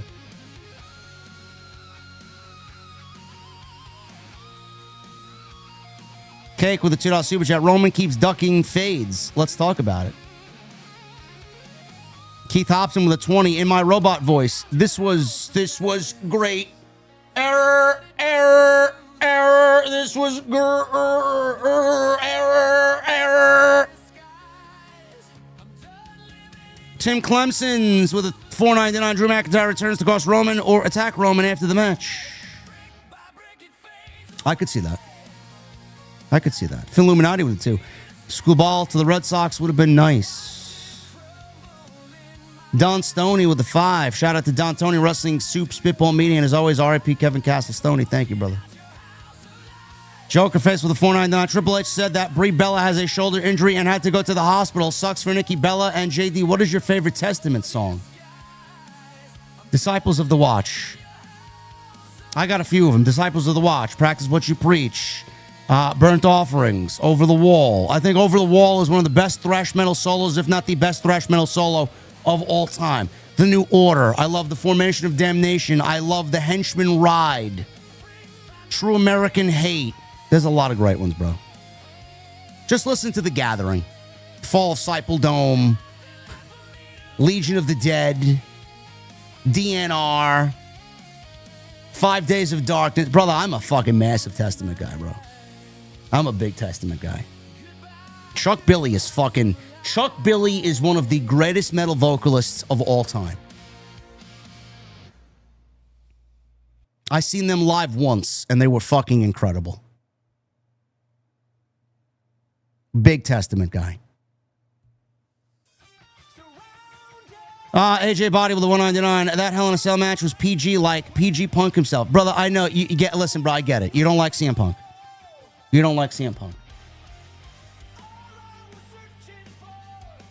Phil with the 56 months. I felt like Punk and Cody were holding back. Is that just me? No, they weren't going to give everything away. Glad Randy returned, but this can't be over for Cody and Punk. No, Cody and Punk are going to be at least 3 matches. They're going to spread them out, though. It's not going to be a traditional PLE after PLE after PLE. It's going to be stretched out. Clone Force with the $4.99. Triple H, stupid comment that he is saying he is glad talent are mad with the creative, and he says they should work harder. Triple H could fuck off.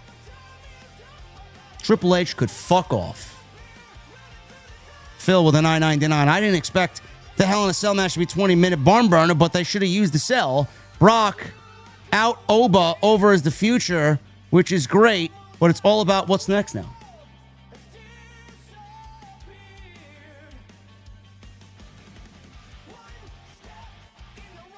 Should have been 20 minutes, and they should have used the cell.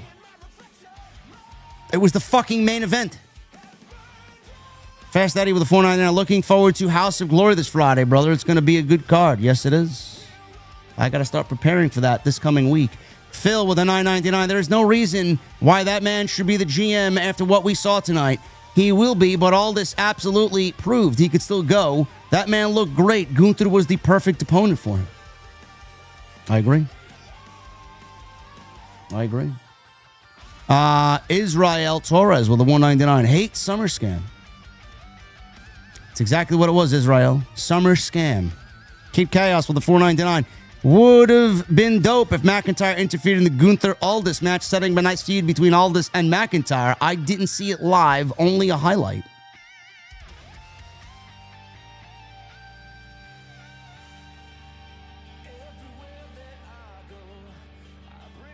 Chris with a $5 super chat. Keep up the good work. Love from the UK. Was expecting tonight's Hell in a Cell match to get bloody. Oh, man. I expect a lot of things, bro. This is Triple H. Expect nothing. Always expect nothing when it comes to Triple H's Levesque era. Hollywood guy with a 5. Where's Matt Cardona and Shinsuke Nakamura and The Miz and others? What is going on? They must all be on a milk carton. Who gives a fuck, honestly? WWE doesn't care, so why should we? Phil with a $4.99. Notice how they didn't send a stooge out there to announce the attendance. Of course they didn't. It was bad. Everything is great. JD. OTS for life. Nothing is great. Nothing is great. Nathan with a $1.99. I was hoping for Roxanne turning on Liv tonight. Let's get her winning Money in the Bank first. Nathan with a $4.99. I hate to say it, but if Charlotte needs to win tomorrow, she will know how to carry the women's title. Yes. And I was a big Charlotte Flair detractor. I think it's time for her to win the title again, especially with the women that she's in that match with. Scott C with a $1.99. What actually happened to Triple H 11 years today? I don't know, brother. I don't know, man.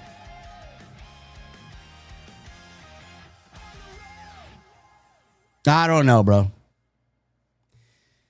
Ladies and gentlemen, my OTS faithful, thank you for being a part of this live stream tonight. You guys are absolutely fucking out of this world. 1,500 likes attained. We still have 3,500 people, and I wish I could give you more content, man. We've been live for over 3 hours here. I don't know what else I could do for you guys. I really don't. You guys killed it in the super chats. I love the energy. Bring that same energy tomorrow. We'll be right back here, same time. I'm not really expecting much tomorrow after it was a disappointing night tonight. But thank you guys very much for all your support. Follow me on social media at JD from NY206, Twitter, Instagram, TikTok, and Cameo. Hit that subscribe button down below and turn on the bell for notifications. We are on Patreon as well. Patreon.com/JD from NY206. We got old, off-the-script legacy content in the clearest and most highest quality audio form, starting from episode 2 of OTS. A young JD, who I could barely even listen to myself then. Match reviews, classic watch-alongs. Go check it out. Monthly Q&As, go check it out. Sign up. You will not be disappointed. Great community over there. Hit that thumbs up. Let me know with a comment down below what you thought of SummerSlam. Let me know what you thought of. I thought it was the disappointing night. All right, listen. You don't like what I have to say, man? You guys can go fucking jump in the ocean. I don't give a fuck. Check out all the other content on the channel.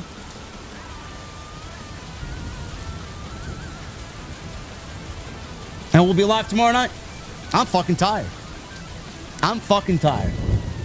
The best has got to rest. But we'll be back here tomorrow night, man, and we are the #1 place for all of your pro wrestling needs.